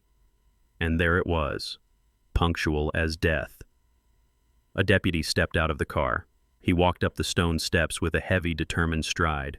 He did not ring the doorbell. He did not knock to ask if anyone was home. He was not there to chat. He pulled a staple gun from his belt. He held a bright orange piece of paper against the mahogany front door. Thwack, thwack, thwack. The sound of the metal staples driving into the expensive wood echoed through the house like gunshots. The deputy turned around, walked back to his car, and drove away. Terrence opened the door 10 seconds later. He was wearing the same clothes he had worn to the hospital. He looked at the orange paper. He tried to pull it off, but it tore, leaving jagged corners stuck to the wood. He read the bold black letters at the top. Notice of foreclosure proceedings. He fell to his knees, literally. I watched my son, the man who thought he was a king, collapse on his own doormat. He screamed for his mother. It was a primal, terrified sound. The family gathered in the foyer. Claudette came running from the maid's room. Megan came down the stairs. Jasmine and Blake emerged from the living room. They stared at the paper in Terrence's hand. It was a notice from First National Bank. It stated that the property at 42 Ocean Drive was in default. It stated that the bank was initiating the process to seize the home and sell it at a public auction to recover the outstanding debt. Megan snatched the paper. She was shaking. She yelled that this was a mistake. She said Frank paid off the house 20 years ago. She said she saw the paperwork. She said the house is free and clear. It is worth $5 million. We own it. I took a sip of my espresso. Oh, Megan, you saw what I wanted you to see. You saw the asset. You never looked for the liability. The truth was far more complicated and far more deadly. Yes, I had paid off the original mortgage in 1995. But 5 years ago, when I started planning my exit strategy, I took out a home equity loan, a massive one. I borrowed $800,000 against the value of the house. I used that money to fund the startup capital for the offshore accounts that were now paying for my new life. The house was not an asset, it was collateral. But here was the trap. Here was the clause that Solomon and I had buried deep in the fine print of the loan agreement. It is called the due on sale clause. It is a standard provision in almost every mortgage contract in America, but most people never read it. It states that if the property is sold, or if the title is transferred to a new owner, the lender has the right to demand the immediate repayment of the entire loan balance. When Claudette served me the divorce papers, she demanded the house. She demanded that the title be transferred solely to her name. I agreed. I signed the quitclaim deed on the hood of my car. That signature was the trigger. The moment the deed was recorded at the county clerk's office on Monday, the bank was notified. They saw that Franklin Moore was no longer the owner. They saw that the new owner was Claudette Moore, and since Claudette Moore did not have a loan agreement with them, the bank exercised its right. They called the note. They did not want monthly payments. They did not want a negotiation. They wanted $800,000, and they wanted it now. Terrence called the number on the foreclosure notice. He put it on speakerphone so everyone could hear. His hands were sweating so much he almost dropped the phone. A loan officer answered. Her voice was crisp, efficient, and completely devoid of empathy. Terrence tried to use his charm. He said there must be a misunderstanding. He said his father always paid the bills. The loan officer cut him off. She said, "Mr. Moore, we are well aware of the history. However, the title transfer on Monday violated the terms of the mortgage. The loan is now due in full. The outstanding principal is $792,000, plus accrued interest and legal fees for the foreclosure filing. The total amount to cure the default is $805,000. Terrence stammered. He asked if they could just continue making the monthly payments. He said they could pay $2,000 a month. The loan officer laughed. It was a dry, humorless sound. She said, "Sir, this is not a negotiation. The contract is broken. You have two options. You wire the full amount of $805,000 by close of business on Friday, or you vacate the premises so we can prepare the property for auction. If you do not vacate, the sheriff will return to remove you and your belongings by force. You have 48 hours. The line went dead. $800,000. The number hung in the air like a guillotine blade. They stood in the foyer of a mansion that was worth $5 million, but they could not touch a penny of that equity. To get the equity, they would have to sell the house. But they could not sell the house because the bank was already taking it. And even if they could sell it quickly, the tax lien from the historical violation was $45,000. The penalty for early lease termination on the cars was another $50,000. The credit card debt they had racked up in 3 days was astronomical. They were not millionaires. They were destitute. They moved to the kitchen table. This table had witnessed their arrogance on Saturday. Now on Thursday it witnessed their destruction. They began to scream at each other. The veneer of family unity was gone. It was every rat for itself. Megan turned on Claudette. Her face was twisted with rage. She screamed that this was Claudette's fault. She said, "You told us the house was paid off. You told us we were rich. You lied to us. You trapped us in this nightmare." Claudette was weeping softly. She said, "I thought it was. Frank never told me about the loan. Frank handled the papers." Jasmine slammed her fist on the table. She yelled that Frank played them. She said he knew. He knew this would happen. He handed us a grenade and walked away. Terrence put his head in his hands. He said, "It does not matter whose fault it is. We are going to be homeless in 2 days. Where are we going to go? We have no money. We have no credit. We have no friends left in this town because Megan live-streamed our dirty laundry to the whole world." Megan stood up. She paced the room like a caged animal. She said, "We have to sell something. We have to pawn something. There has to be something in this house worth money." She looked around. The walls were bare because she had thrown away the art. The furniture was used and would not fetch much. The cars were leased and already flagged for repossession. Then she looked at Claudette. She looked at her hands, specifically at her left hand. Claudette was still wearing her wedding ring. It was a 3-carat solitaire diamond. I had upgraded it for our 40th anniversary. It was flawless. It was worth at least $50,000. Megan pointed at the ring. She said, "Give me that." Claudette covered her hand. She looked at Megan with horror. She said, "No. This is my wedding ring. This is the last thing I have." Megan lunged across the table. She grabbed Claudette's wrist. She screamed, "Give it to me, you old hag. You caused this. You pay for it. We can sell it. We can buy a few more days. We can get a hotel room." Terrence sat there and watched. He watched his wife assault his mother. He watched her claw at the ring finger. He did nothing. He was too broke and too cowardly to intervene. It was Jasmine who pulled Megan off. Not out of kindness, but out of logic. Jasmine pushed Megan back and shouted, "Stop it. 50,000 will not save us. We need 800,000. The ring is a drop in the bucket. We need a miracle." The arguing continued for hours. They went in circles. They blamed me. They blamed the bank. They blamed the government. They blamed each other. They never once stopped to look in the mirror and blame their own greed. But while the loud ones were screaming, the quiet one was thinking. Blake was sitting at the end of the table. He had not said a word since the loan officer hung up. Blake had a secret that the rest of them did not know. He owed money too, but not to a bank. He owed money to a bookie in Atlantic City. $30,000. And unlike the bank, the bookie would not send a sheriff with a piece of paper. He would send a man with a baseball bat.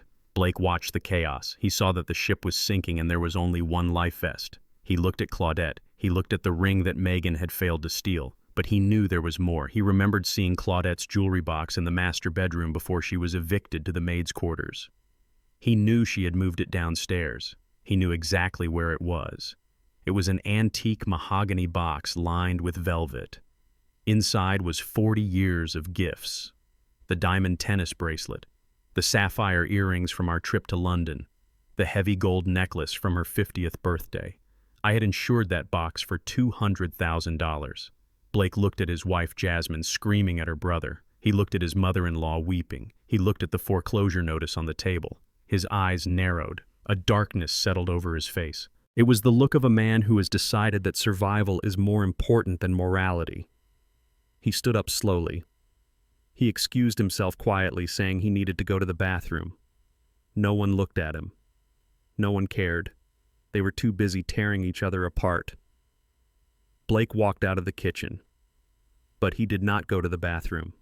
He turned left down the hallway. He walked toward the maid's quarters. His footsteps were silent on the hardwood floor.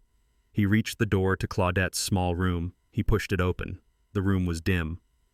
On the small dresser sat the mahogany box. It gleamed in the shadows. To Blake, it did not look like memories.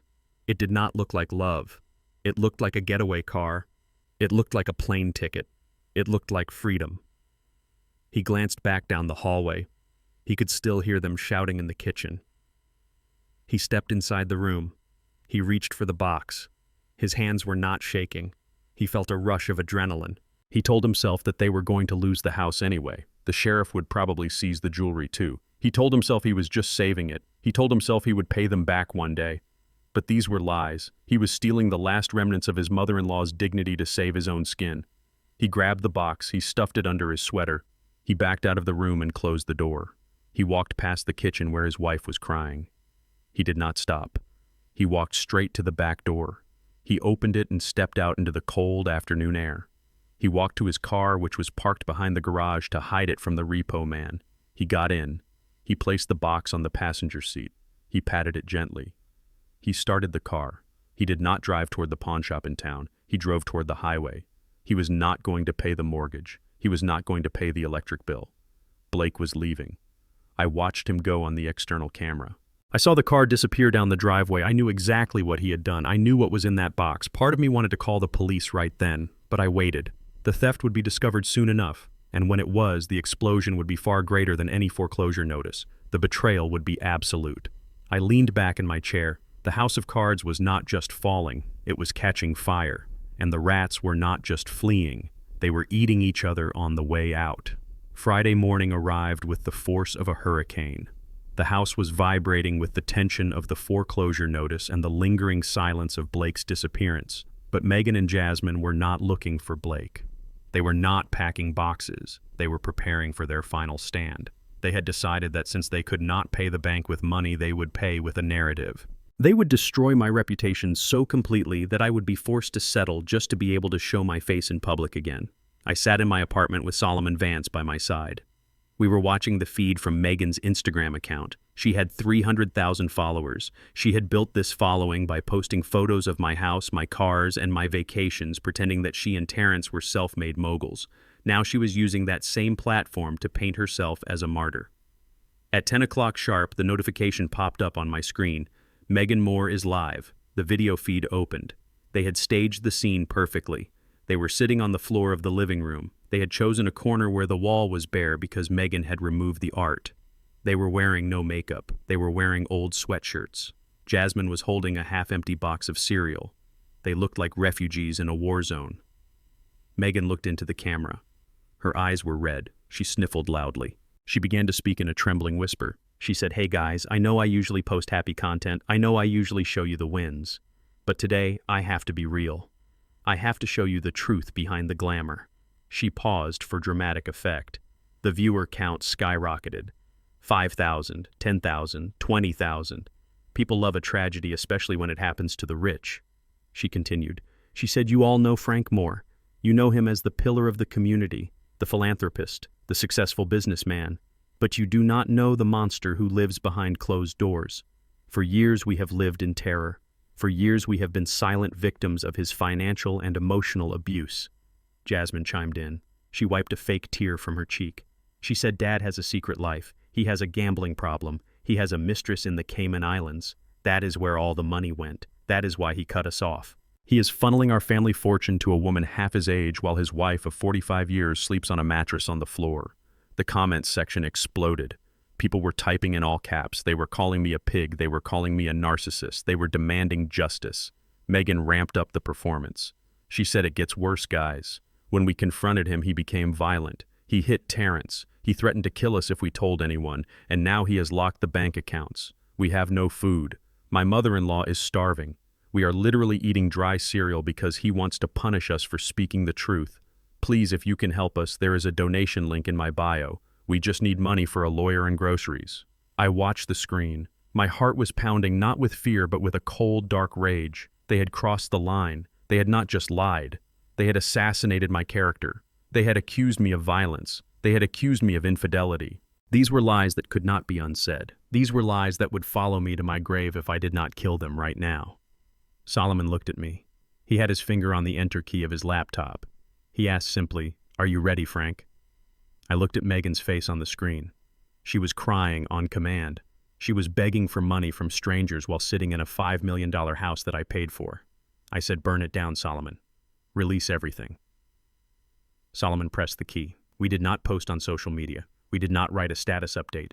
We went straight to the press. Solomon had a contact at the New York Post and TMZ. We sent them a digital dossier titled The Real Moore Family.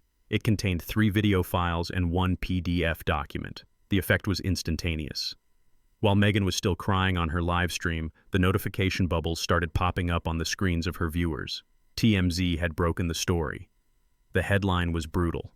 Influencer caught in web of lies. Video evidence reveals racism and elder abuse. The first video in the file was the security footage from Sunday morning. It was high-definition audio and video. It showed Megan standing in the living room. It showed her pointing at the Harlem Renaissance painting. The audio was crisp. The world heard her say that the art was ugly. They heard her call the African masks spooky voodoo trash. They heard her tell the movers to throw the black history in the dumpster because she wanted a white aesthetic. The internet does not forgive racism, especially when it comes from a white woman married into a black family living on black wealth.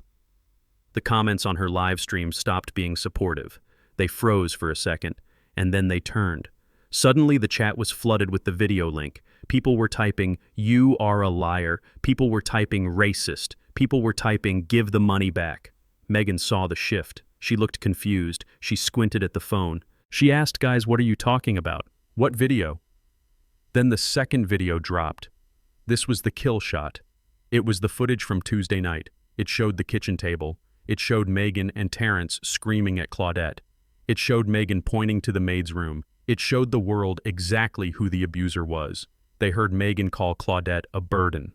They heard Terrence tell his mother to get out of the way. They saw an elderly woman being evicted from her own bedroom to sleep in a closet. The narrative of the poor, victimized daughter-in-law evaporated instantly. In its place stood a monster who abused old women and erased black culture. But I was not done. The PDF document began to circulate.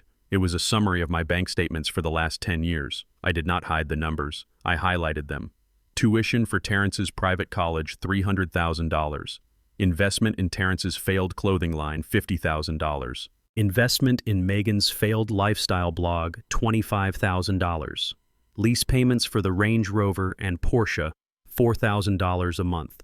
Credit card bills for designer clothes and vacations, $1.5 million over a decade. The document ended with a simple summary. Total financial support provided by Franklin Moore to his adult children, $5 million. Balance of Franklin Moore's secret gambling account zero because it does not exist. The truth hit the internet like a nuclear bomb. The donation link in Megan's bio was flagged for fraud. The comments section became a blur of hatred so fast that the text was unreadable. Megan and Jasmine were still live. They did not know what was happening until Megan's phone rang. It was not a donation notification, it was her agent, her manager, the woman who secured her brand deals. Megan answered on speakerphone by mistake because she was panicking. The voice of her agent boomed through the room and into the live stream. "Megan, turn it off. Turn it off right now."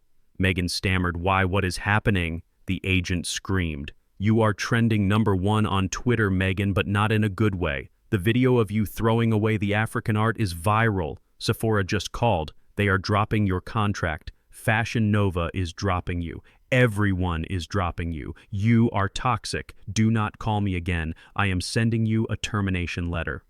The line went dead. Megan stared at the phone. Her face went white. She looked at the viewer count. It was now 50,000. But they were not there to help. They were there to watch the execution. She screamed and ended the live stream. But it was too late. The internet is forever. Someone had already screen recorded it. Someone had already made the remix. Jasmine was scrolling through her own phone. She let out a wail. She said, "Dad posted the bank statements. Everyone knows. My friends are texting me. They are laughing at us. They know we are broke. They know we are liars." Megan threw her phone across the room. It smashed against the wall. She fell to the floor screaming. This time the tears were real. She had lost the one thing she cared about more than money. She had lost her influence. She was no longer Megan Moore, the lifestyle guru. She was Megan Moore, the racist grifter who abused her mother-in-law. I watched them crumble. I watched them turn on each other. Megan screamed at Jasmine that she should have checked the cameras. Jasmine screamed at Megan that she was a racist idiot who ruined everything. I closed my laptop. The silence in my apartment returned. I felt a heavy weight lift off my chest. They had tried to destroy my name. They had tried to paint me as a villain, but all they did was hand me the brush so I could paint their true colors for the world to see. The smear campaign was over. They had fired the gun, but they had pointed the barrel at their own faces, and now they had to live with the scars. Solomon stood up and poured 2 glasses of scotch. He handed one to me. He said, "To the truth, Frank." I took the glass. I looked at the dark amber liquid. "To the truth," I said, and to the end of the line. Because tomorrow I was going to make the final offer. Tomorrow I was going to see if there was anything left of my family worth saving, or if they were all just ash waiting to be swept away. Friday night brought the storm of the century to Sag Harbor. The wind howled off the Atlantic Ocean, rattling the windows of the estate like a ghost trying to break in. Inside the house, the atmosphere was even more volatile. The viral video had destroyed their reputation. The foreclosure notice had destroyed their future. And now the darkness was about to destroy their loyalty. Claudette was sitting in the maid's room listening to the rain hammer against the thin glass. She was freezing. The heating system had been off for days, and the dampness of the storm had seeped into her bones. She was hungry, but there was no food left in the house. She was thinking about the jewelry box. It was her last hope. She knew that Frank was gone. She knew that her children were useless. She had spent the last hour doing the math in her head. If she sold the diamond necklace, she could get maybe $10,000. If she sold the sapphire earrings, maybe another $5,000. It would be enough to rent a small apartment. It would be enough to buy food. It would be enough to escape this madhouse. She stood up, wrapped her coat tighter around her shivering frame, and walked to the dresser. The mahogany box was gone. She blinked. She thought her mind was playing tricks on her in the dark. She reached out with her trembling hands and felt the surface of the dresser. Empty. Panic set in. A cold, sharp panic that started in her stomach and shot up to her throat. She dropped to her knees. She felt under the bed. She felt inside the drawers. Nothing. She ran out of the room. She did not scream. She moved with the silent desperation of a woman who has just realized she is drowning. She ran to the kitchen. Empty. She ran to the living room. Empty. Then she saw it. Through the front window, illuminated by a flash of lightning. A figure was moving by the garage. A figure hunched over, carrying something under his arm. It was Blake. He was moving quickly toward his car. He was trying to be quiet, but the wind made it impossible to hear his footsteps.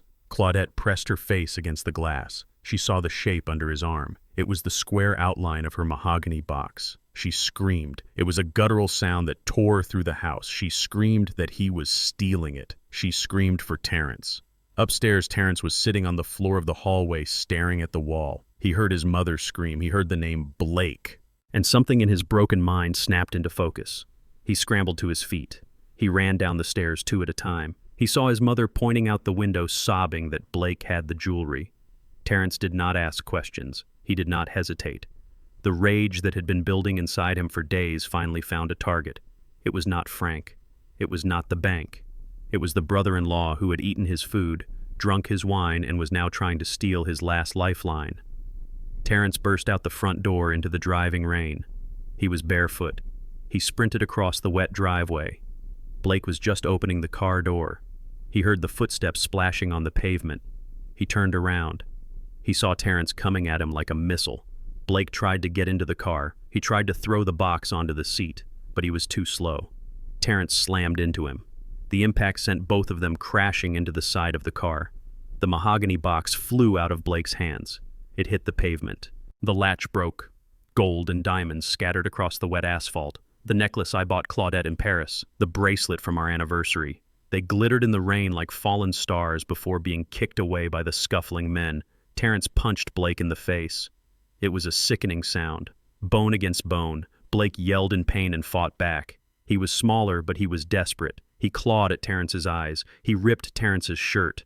They rolled on the ground in the mud and the rain. They were not men anymore. They were animals fighting over a scrap of meat. Terrence grabbed Blake by the throat. He slammed his head against the tire of the car. He screamed that Blake was a thief. He screamed that he was a parasite. Blake kicked Terrence in the stomach. Terrence doubled over, gasping for air. Blake scrambled to his feet. He did not try to fight anymore. He tried to run. He tried to scoop up the jewelry from the mud. Terrence lunged again. He tackled Blake from behind. They crashed through the front door of the house, tumbling into the foyer. They knocked over the console table. The expensive vase that Megan loved shattered into 1,000 pieces. The fight continued inside. They smashed into the walls, leaving streaks of mud and blood on the white paint. They crashed into the staircase railing. Megan and Jasmine were at the top of the stairs, screaming. They were watching their husbands kill each other. Megan yelled for them to stop. Jasmine was crying hysterically, but the men could not hear them. They were blinded by hatred. Terrence picked up a heavy bronze statue from the floor. He raised it over his head. He was going to kill him. I watched on the camera, and for a second I thought I was going to witness a murder in the house I built. But then the blue lights flooded the windows. The sirens cut through the sound of the storm. Someone had called the police. Maybe it was a neighbor hearing the screams. Maybe it was Megan realizing that things had gone too far. 3 police officers kicked the door open. They had their tasers drawn. They shouted for the men to get on the ground. Terrence dropped the statue. He looked at the police. He looked at his bloody hands. He looked at Blake, who was lying on the floor, groaning, his face a mask of bruises and blood. The officers did not listen to explanations. They saw 2 men brawling in a domestic dispute. They saw the destruction. They tackled Terrence. They cuffed his hands behind his back. They dragged Blake up and cuffed him too. Terrence started screaming that Blake was a thief. He screamed that Blake stole his mother's diamonds.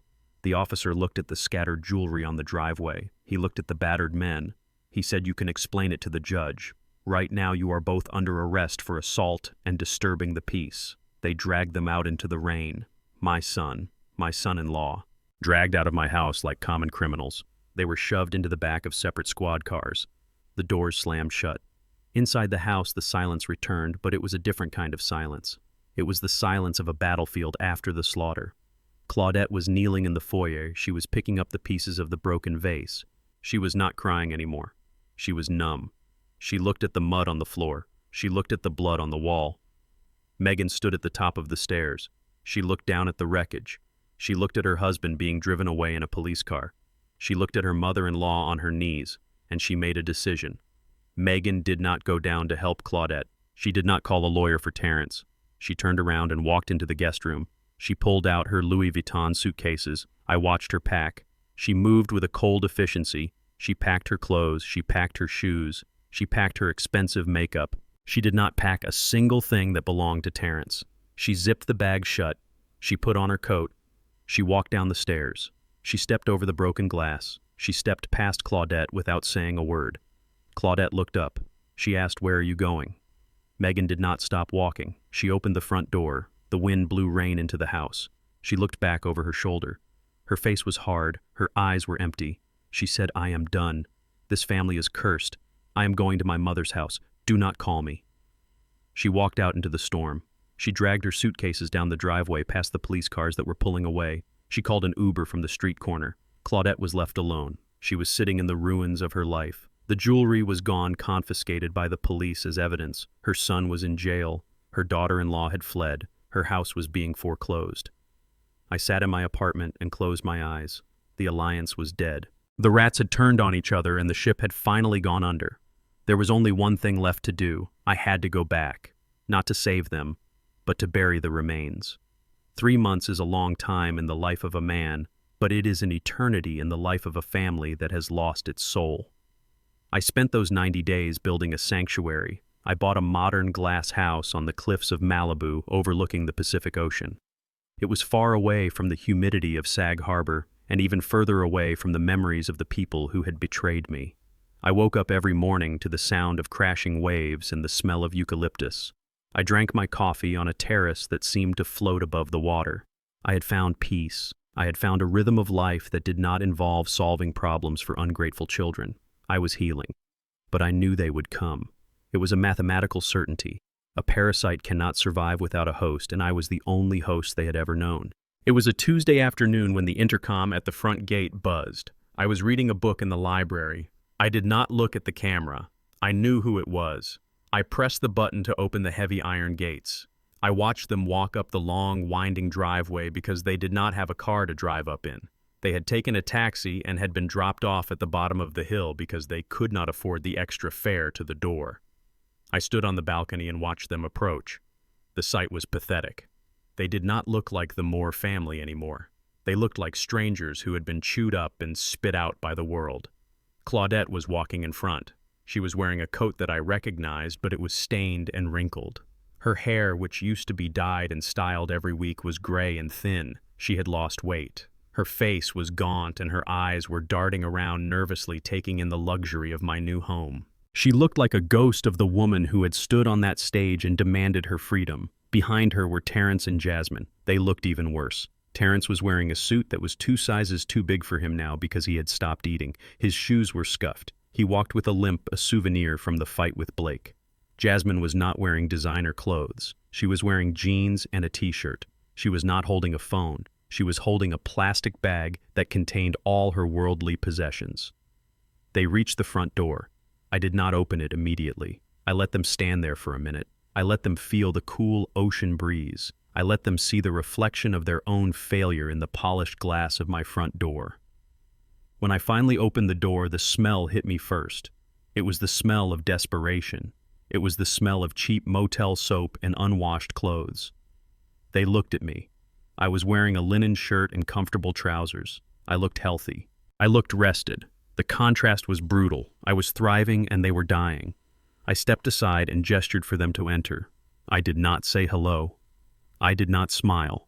I simply said, "Come in." They walked into the foyer. Their eyes widened. The floors were Italian marble. The art on the walls was real. The view of the ocean through the floor-to-ceiling windows was breathtaking. They were walking into a dream that they knew they did not belong in. We walked into the living room. I sat down in my favorite armchair. I did not offer them a seat. They stood there huddled together like children who had broken a window and were waiting for the punishment. For a long moment, nobody spoke. The only sound was the waves crashing against the rocks below. Then Terrence moved. My son, the man who had called me a tyrant, the man who had tried to erase me, dropped to his knees. He did not kneel with dignity. He collapsed. He crawled toward me on the marble floor. He reached out and grabbed my hand. His hands were rough and shaking. He looked up at me with tears streaming down his face. He said, "Dad." He had not called me Dad in 10 years. He usually called me Frank, or the old man, or simply him. But now, stripped of his pride, he reverted to the only title that could save him. He said, "Dad, please, I am begging you. You have to help us. I cannot take it anymore. The bail bondsman is looking for me. I missed my court date because I did not have money for a cab. They are going to put me back in jail, Dad. I cannot go back there. I am scared. I am so scared." He put his head on my knee and sobbed. It was the ugly crying of a broken man. He said, "I am sorry. I was stupid. I was arrogant. I did not know. I thought I could run the business. I thought I was smart. But I am nothing without you. I am just a fraud. Please, Dad, save me. I will do anything. I will work in the mailroom. I will wash the trucks. Just don't let them take me back to jail." I looked down at him. I felt a flicker of pity, but I extinguished it immediately. Pity was what got us here in the first place. Jasmine stepped forward. She did not kneel, but she was crying too. She said, "Dad, it was not our fault. It was Megan. She brainwashed us. She made us hate you. She told us we deserved more. We were just confused, Dad. She is gone now. She left us. We are all alone. Look at Mom." She pointed at Claudette. Claudette was standing by the window. She turned to look at me. Tears were running silently down her cheeks. She walked over and sat on the ottoman in front of me. She reached for my other hand. Her skin was cold. She said, "Frank, look at us. We are your family. We spent 45 years together. Does that mean nothing to you? Do you remember when we started with nothing in that one-bedroom apartment in Queens? We built this empire together, Frank. I nursed you when you had your heart attack. I raised your children. I made a mistake, a terrible mistake, but I am paying for it. I am living in a shelter, Frank. A shelter. I am sleeping on a cot next to strangers." She squeezed my hand. She looked into my eyes, searching for the husband she had thrown away. She continued. She said, "I miss you, Frank. Not the money. I miss you. I miss your voice. I miss the way you make coffee. I am sorry I signed those papers. I was angry. I was foolish. But I am still your wife. In the eyes of God, we are still married. Please, Frank, let us come home. Let us fix this. We can be a family again. We have learned our lesson. We know now that you are the heart of this family. Without you, we are just dust." I listened to them. I listened to their apologies. I listened to their excuses. I analyzed every word. I looked for sincerity. I looked for genuine remorse. But all I saw was fear. They were not sorry they hurt me. They were sorry they lost the money. They were sorry they were hungry. They were sorry they were facing consequences. If I had lost my money and they had kept theirs, they would not be here. They would be laughing at me from the warm comfort of the Sag Harbor estate. But I did not show them my anger. I had a plan. And for the plan to work, I needed them to believe that I was the same soft, foolish old man they had always manipulated. I let out a long sigh. I looked at Terrence sobbing on my knee. I looked at Claudette trembling on the ottoman. I looked at Jasmine shaking in the corner. I gently pulled my hand away from Terrence. I stood up. They froze. They thought I was going to throw them out. They thought I was going to call security. Instead, I walked to the side table. I picked up the silver teapot. I poured 3 cups of Earl Grey tea. The china clinked softly in the quiet room.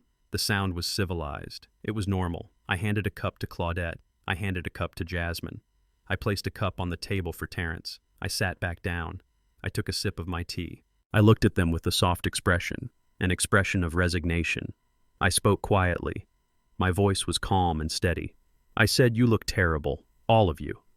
Claudette nodded, wiping her eyes. She said, "We are living in hell, Frank." I nodded slowly. I said, "I never wanted this. I wanted to teach you a lesson. I wanted you to understand the value of $1. I wanted you to understand respect, but I never wanted to see my family destroyed. I never wanted to see my son in jail or my wife in a shelter. Terrence looked up. Hope was dawning in his eyes. He said, "Does that mean you will help us, Dad?" I looked out at the ocean. I let the silence hang for a moment. I let them hold their breath. Then I turned back to them. I said, "Yes, I will help you." The relief in the room was palpable. It was like a physical wave. Terrence collapsed onto the floor again, but this time in relief. Jasmine let out a loud sob of joy. Claudette covered her face with her hands and thanked God. I raised my hand to silence them.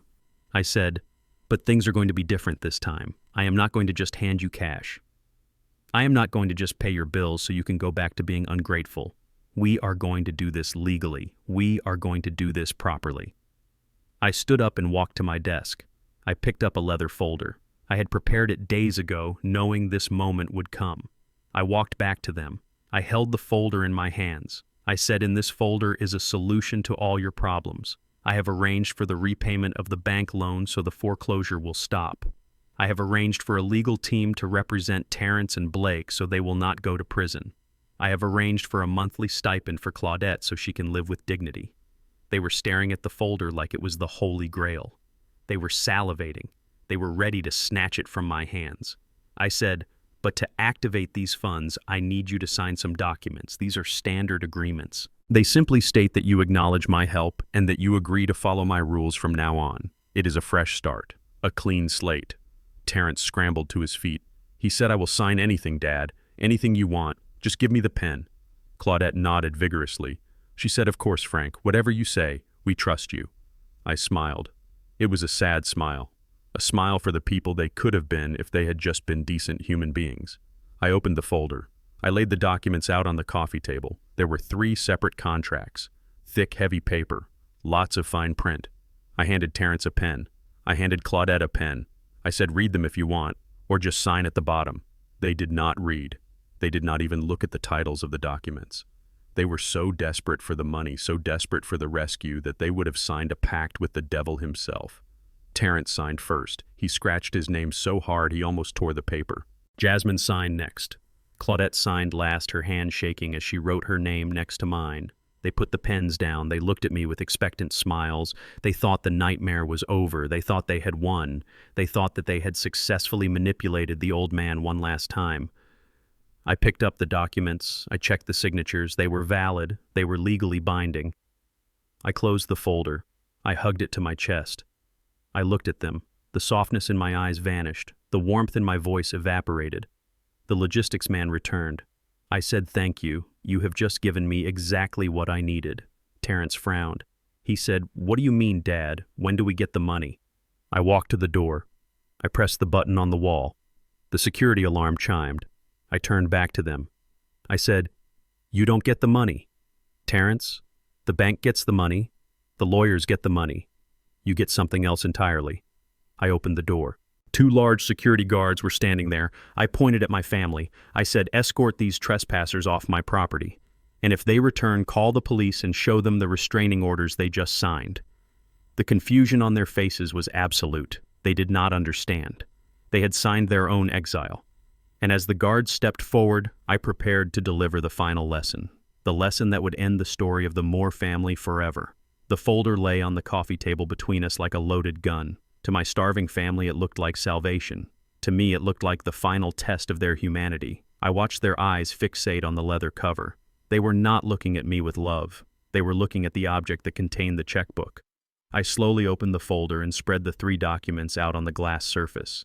The paper was thick and cream-colored. The text was dense and legalistic. I had spent hours with Solomon Vance drafting these pages, ensuring that every word was a trapdoor. I looked at Terrence. I looked at Jasmine. I looked at Claudette. I kept my voice soft and inviting. I told them that this was a standard admission of liability. I explained that in order for me to pay their debts legally, I needed them to formally admit that the debts were theirs. I told them that my accountants needed a paper trail to prove that I was not complicit in their fraud. I told them that by signing this, they were simply acknowledging that they had lied about my abuse and that they had mismanaged the family assets.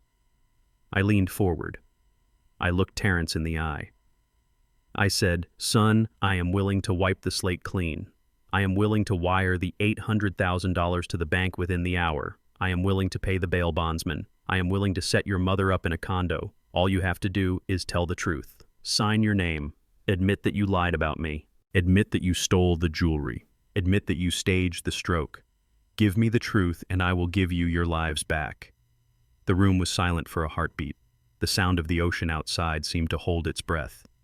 I watched the gears turning in their heads. They were not reading the fine print. They were not looking at the clauses about irrevocable waivers or restraining orders. They were only hearing the words $800,000. They were only seeing the vision of a warm bed and a full stomach. And then the facade of family shattered completely. Terrence moved first. He did not reach for the pen politely. He lunged for it. He scrambled across the floor on his knees, his fingernails scratching against the expensive marble. He shouted that he would sign first. He screamed that he was the oldest and he needed the money the most because of the jail time. But Jasmine was faster. She grabbed the pen from the table. She yelled that Terrence had already ruined the company. She yelled that she deserved to be saved first because she was just following orders. She tried to press the pen to paper, but Terrence grabbed her wrist. He twisted it. He did not care that she was his sister. He only cared that she was an obstacle between him and his freedom. They wrestled on the floor of my living room. It was a disgusting display of greed. They were biting and scratching and screaming obscenities at each other. They were shouting out their crimes as they fought. Jasmine screamed that Terrence was the one who sold the art. Terrence screamed that Jasmine was the one who called the ambulance. They were confessing everything right there in front of me, desperate to prove that the other person was the villain so they could be the victim. And then I saw the moment that killed the last shred of love I had for them. Claudette reached for the second pen. She was weak. She was frail from months of living in a shelter. She just wanted to sign. She just wanted the nightmare to end. She reached out her trembling hand toward the document. Terrence saw her. My son saw his mother reaching for the salvation he wanted for himself. He did not help her. He did not step aside. He shoved her. He planted his hand in the center of her chest and he pushed her hard. Claudette fell back against the leg of the armchair. She hit the floor with a heavy thud. She gasped for air, clutching her chest. Her eyes went wide with shock. Her own son had physically assaulted her to get to a piece of paper. Terrence did not even look at her. He grabbed the pen. He smoothed out the document. He was panting like a wild animal. He scribbled his signature on the line. He pressed so hard the tip of the pen tore through the page. He signed it. Terrence Marcus Moore. He looked up at me with a wild, manic grin. He held the paper up like a trophy. He said, "I signed it, Dad. I did it." I told the truth. I admitted everything. Now pay the bail. Now save me. Jasmine pushed him aside and signed her copy. She was sobbing hysterically. She said, "I signed too, Dad. I admitted that Megan made me do it. I admitted the lies." Claudette pulled herself up from the floor. She did not look at Terrence. She looked at me. There was no dignity left in her. She took the pen from Jasmine. She signed her name with a shaking hand. She admitted to the conspiracy. She admitted to the theft. She signed it all away. They sat back on their heels. They were breathing hard. They looked at me with expectant eyes. They were waiting for me to pull out my checkbook. They were waiting for the hug. They were waiting for the warm bath and the hot meal. I stood up slowly. I picked up the 3 documents. I checked every signature. They were clear. They were witnessed by my security cameras. They were legally binding confessions of felony fraud, perjury, and conspiracy. I walked to my desk. I placed the documents inside my safe. I spun the dial. Click, click, click. I turned around to face them. I did not smile. The grandfatherly warmth was gone. The mask was off. I stood tall. I buttoned my blazer. I looked at them with the cold, detached stare of a judge delivering a death sentence. I said, "Thank you." Terrence wiped the sweat from his forehead. He laughed nervously. He said, "You are welcome, Dad. We are glad we could clear the air. So how do we do this? Do you wire the money to the lawyer directly, or do you give us a check?" I walked over to the window. I looked out at the vast, empty ocean. I spoke without looking at them. I said, "There seems to be a misunderstanding. I never said I would pay your debts. I said I would help you. And I have just helped you do the most important thing you will ever do in your lives. I have helped you face the consequences of your own actions." Terrence froze. The smile slid off his face like oil. He asked, "What do you mean?" "You said if we signed you would pay." I turned around. I walked closer to them. I loomed over them. I said, "No, Terrence." I said, "If you signed, I would give you a fresh start. And this is it. These documents you just signed are not just confessions. If you had read the header, you would have seen the title. Voluntary admission of guilt and irrevocable waiver of financial claims." I saw the color drain from their faces. I saw the horror dawn on them. I continued, my voice rising with the authority of a storm. I said, "You just admitted in writing to defrauding me. You admitted to filing false police reports. You admitted to grand larceny. And most importantly, you admitted that Franklin Moore owes you absolutely nothing. These documents are now the evidence I need to file a permanent restraining order against all three of you." Claudette let out a low wail. She slumped against the sofa. I looked at Terrence. I pointed a finger at his face. I said, "You pushed your mother. I watched you. You pushed the woman who gave birth to you so you could get to a checkbook.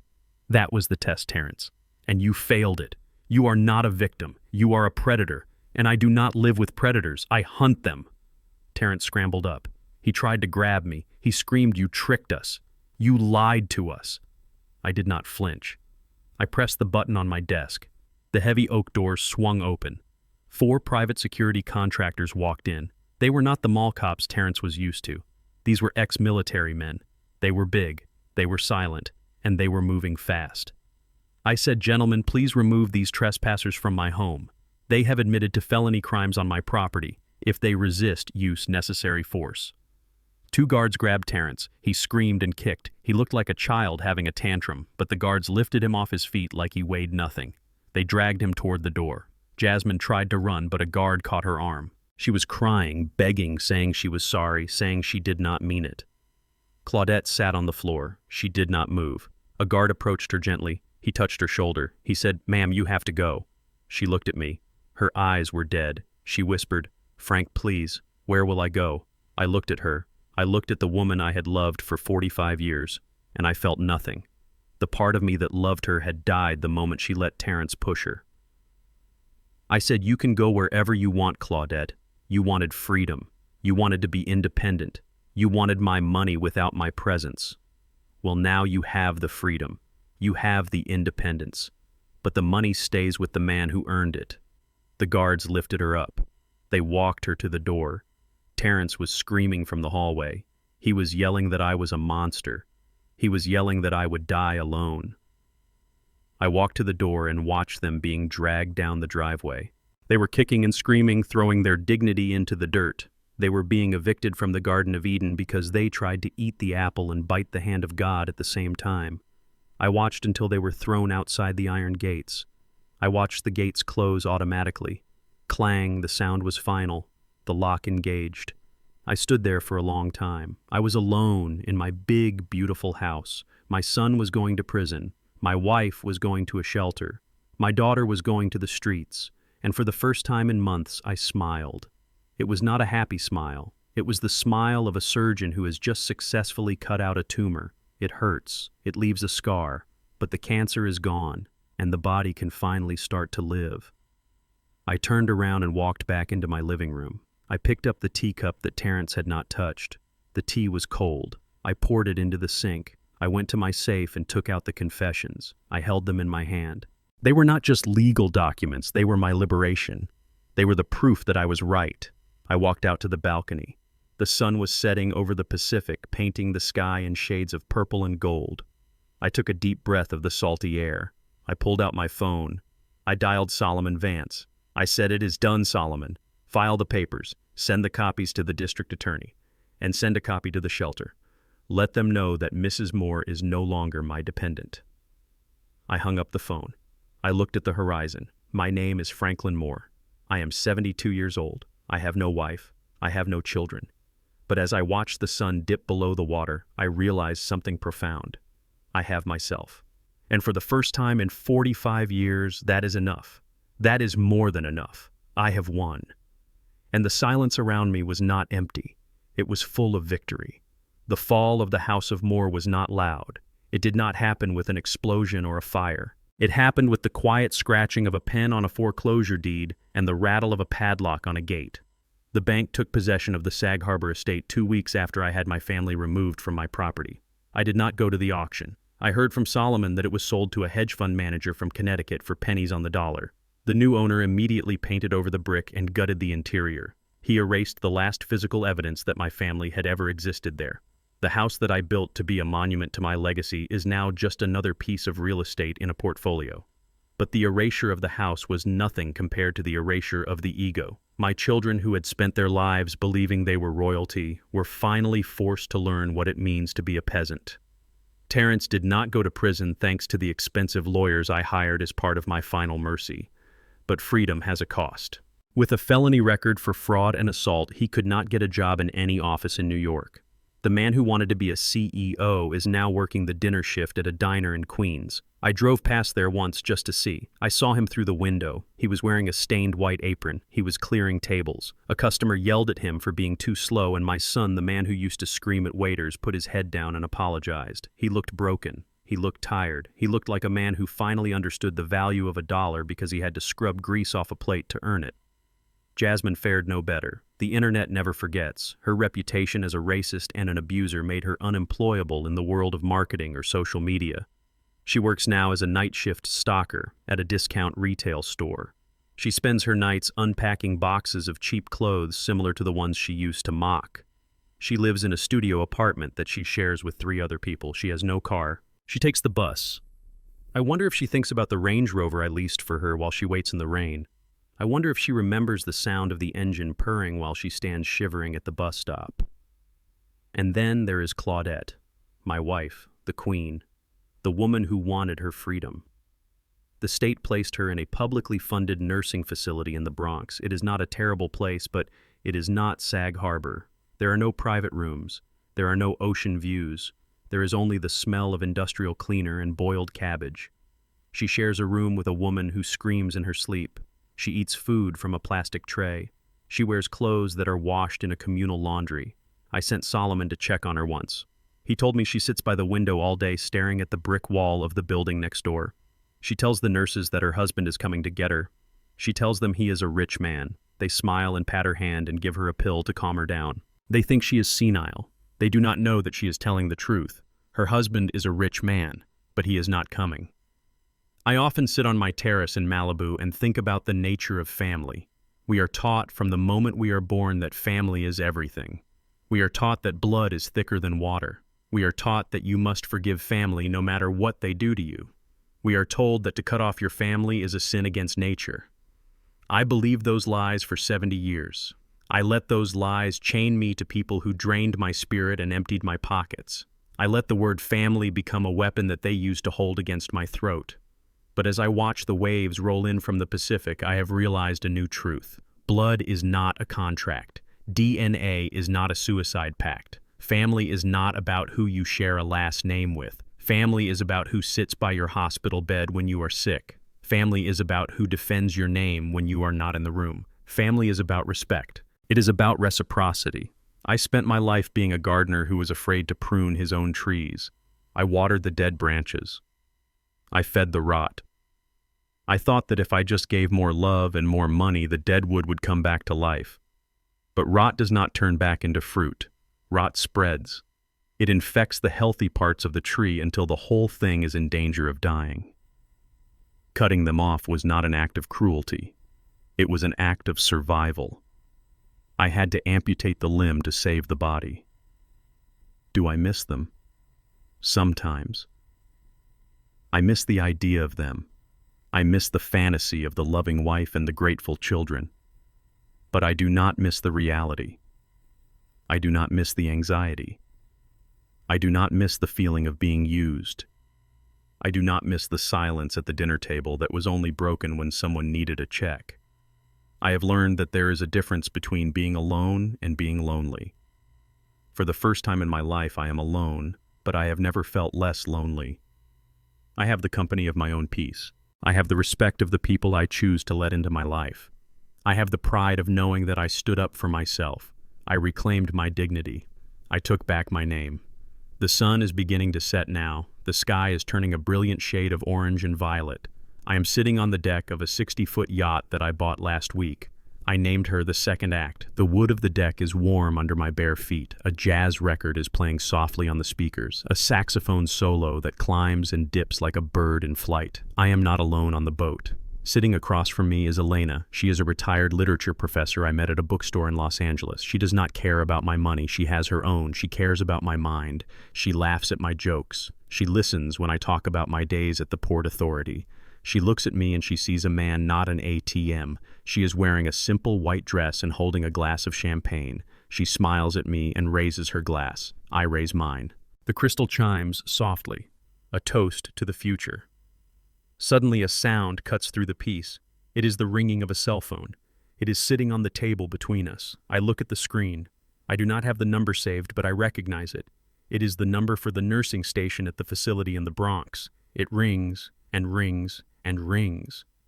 Elena looks at me. She asks if I need to answer that. She asks if it is important. I look at the phone. I imagine Claudette on the other end. I imagine her begging. I imagine her crying. I imagine her asking for one more chance, one more bailout, one more piece of me to consume. I pick up the phone. I feel the weight of it in my hand. It is heavy with the past. It is heavy with 45 years of obligation. I stand up and walk to the railing of the boat. The water below is dark and deep. The phone is still ringing, vibrating against my palm like a living thing that refuses to die. I look at Elena. I smile. I say no, it is not important. It is just a wrong number. I extend my arm over the water. I open my hand. The phone falls. It tumbles end over end, flashing in the sunset light. It hits the water with a small, insignificant splash. It sinks instantly. The ringing stops. The vibration stops. The connection is severed. I watch the ripples disappear into the vastness of the ocean. The water is smooth again. The past is at the bottom of the sea where it belongs. I walk back to Elena. I sit down. I take a sip of my champagne. The bubbles are cold and crisp. She takes my hand. Her skin is warm. She asks, "What are you thinking about, Frank?" I look at the horizon where the sun is melting into the water. I say I am thinking that it is a beautiful evening. I am thinking that for the first time in my life I am exactly where I am supposed to be. The screen fades to black. But my life, my real life, has just begun. I learned that true legacy is not about the assets you leave behind, but the values you instill. For years, I confused providing with parenting, thinking my wallet could shield my family from life's harsh realities. Instead, I crippled them with entitlement. The hardest lesson was accepting that sometimes the only way to save yourself is to walk away from the people you love. Family is not a birthright. It is a privilege earned through mutual respect. If you find yourself in a house where your voice is ignored but your checkbook is worshipped, pack your bags. Peace is expensive, but it is worth every single penny. If you agree that respect is non-negotiable, type "I choose peace" in the comments below, and share this story with someone who needs the courage to walk away.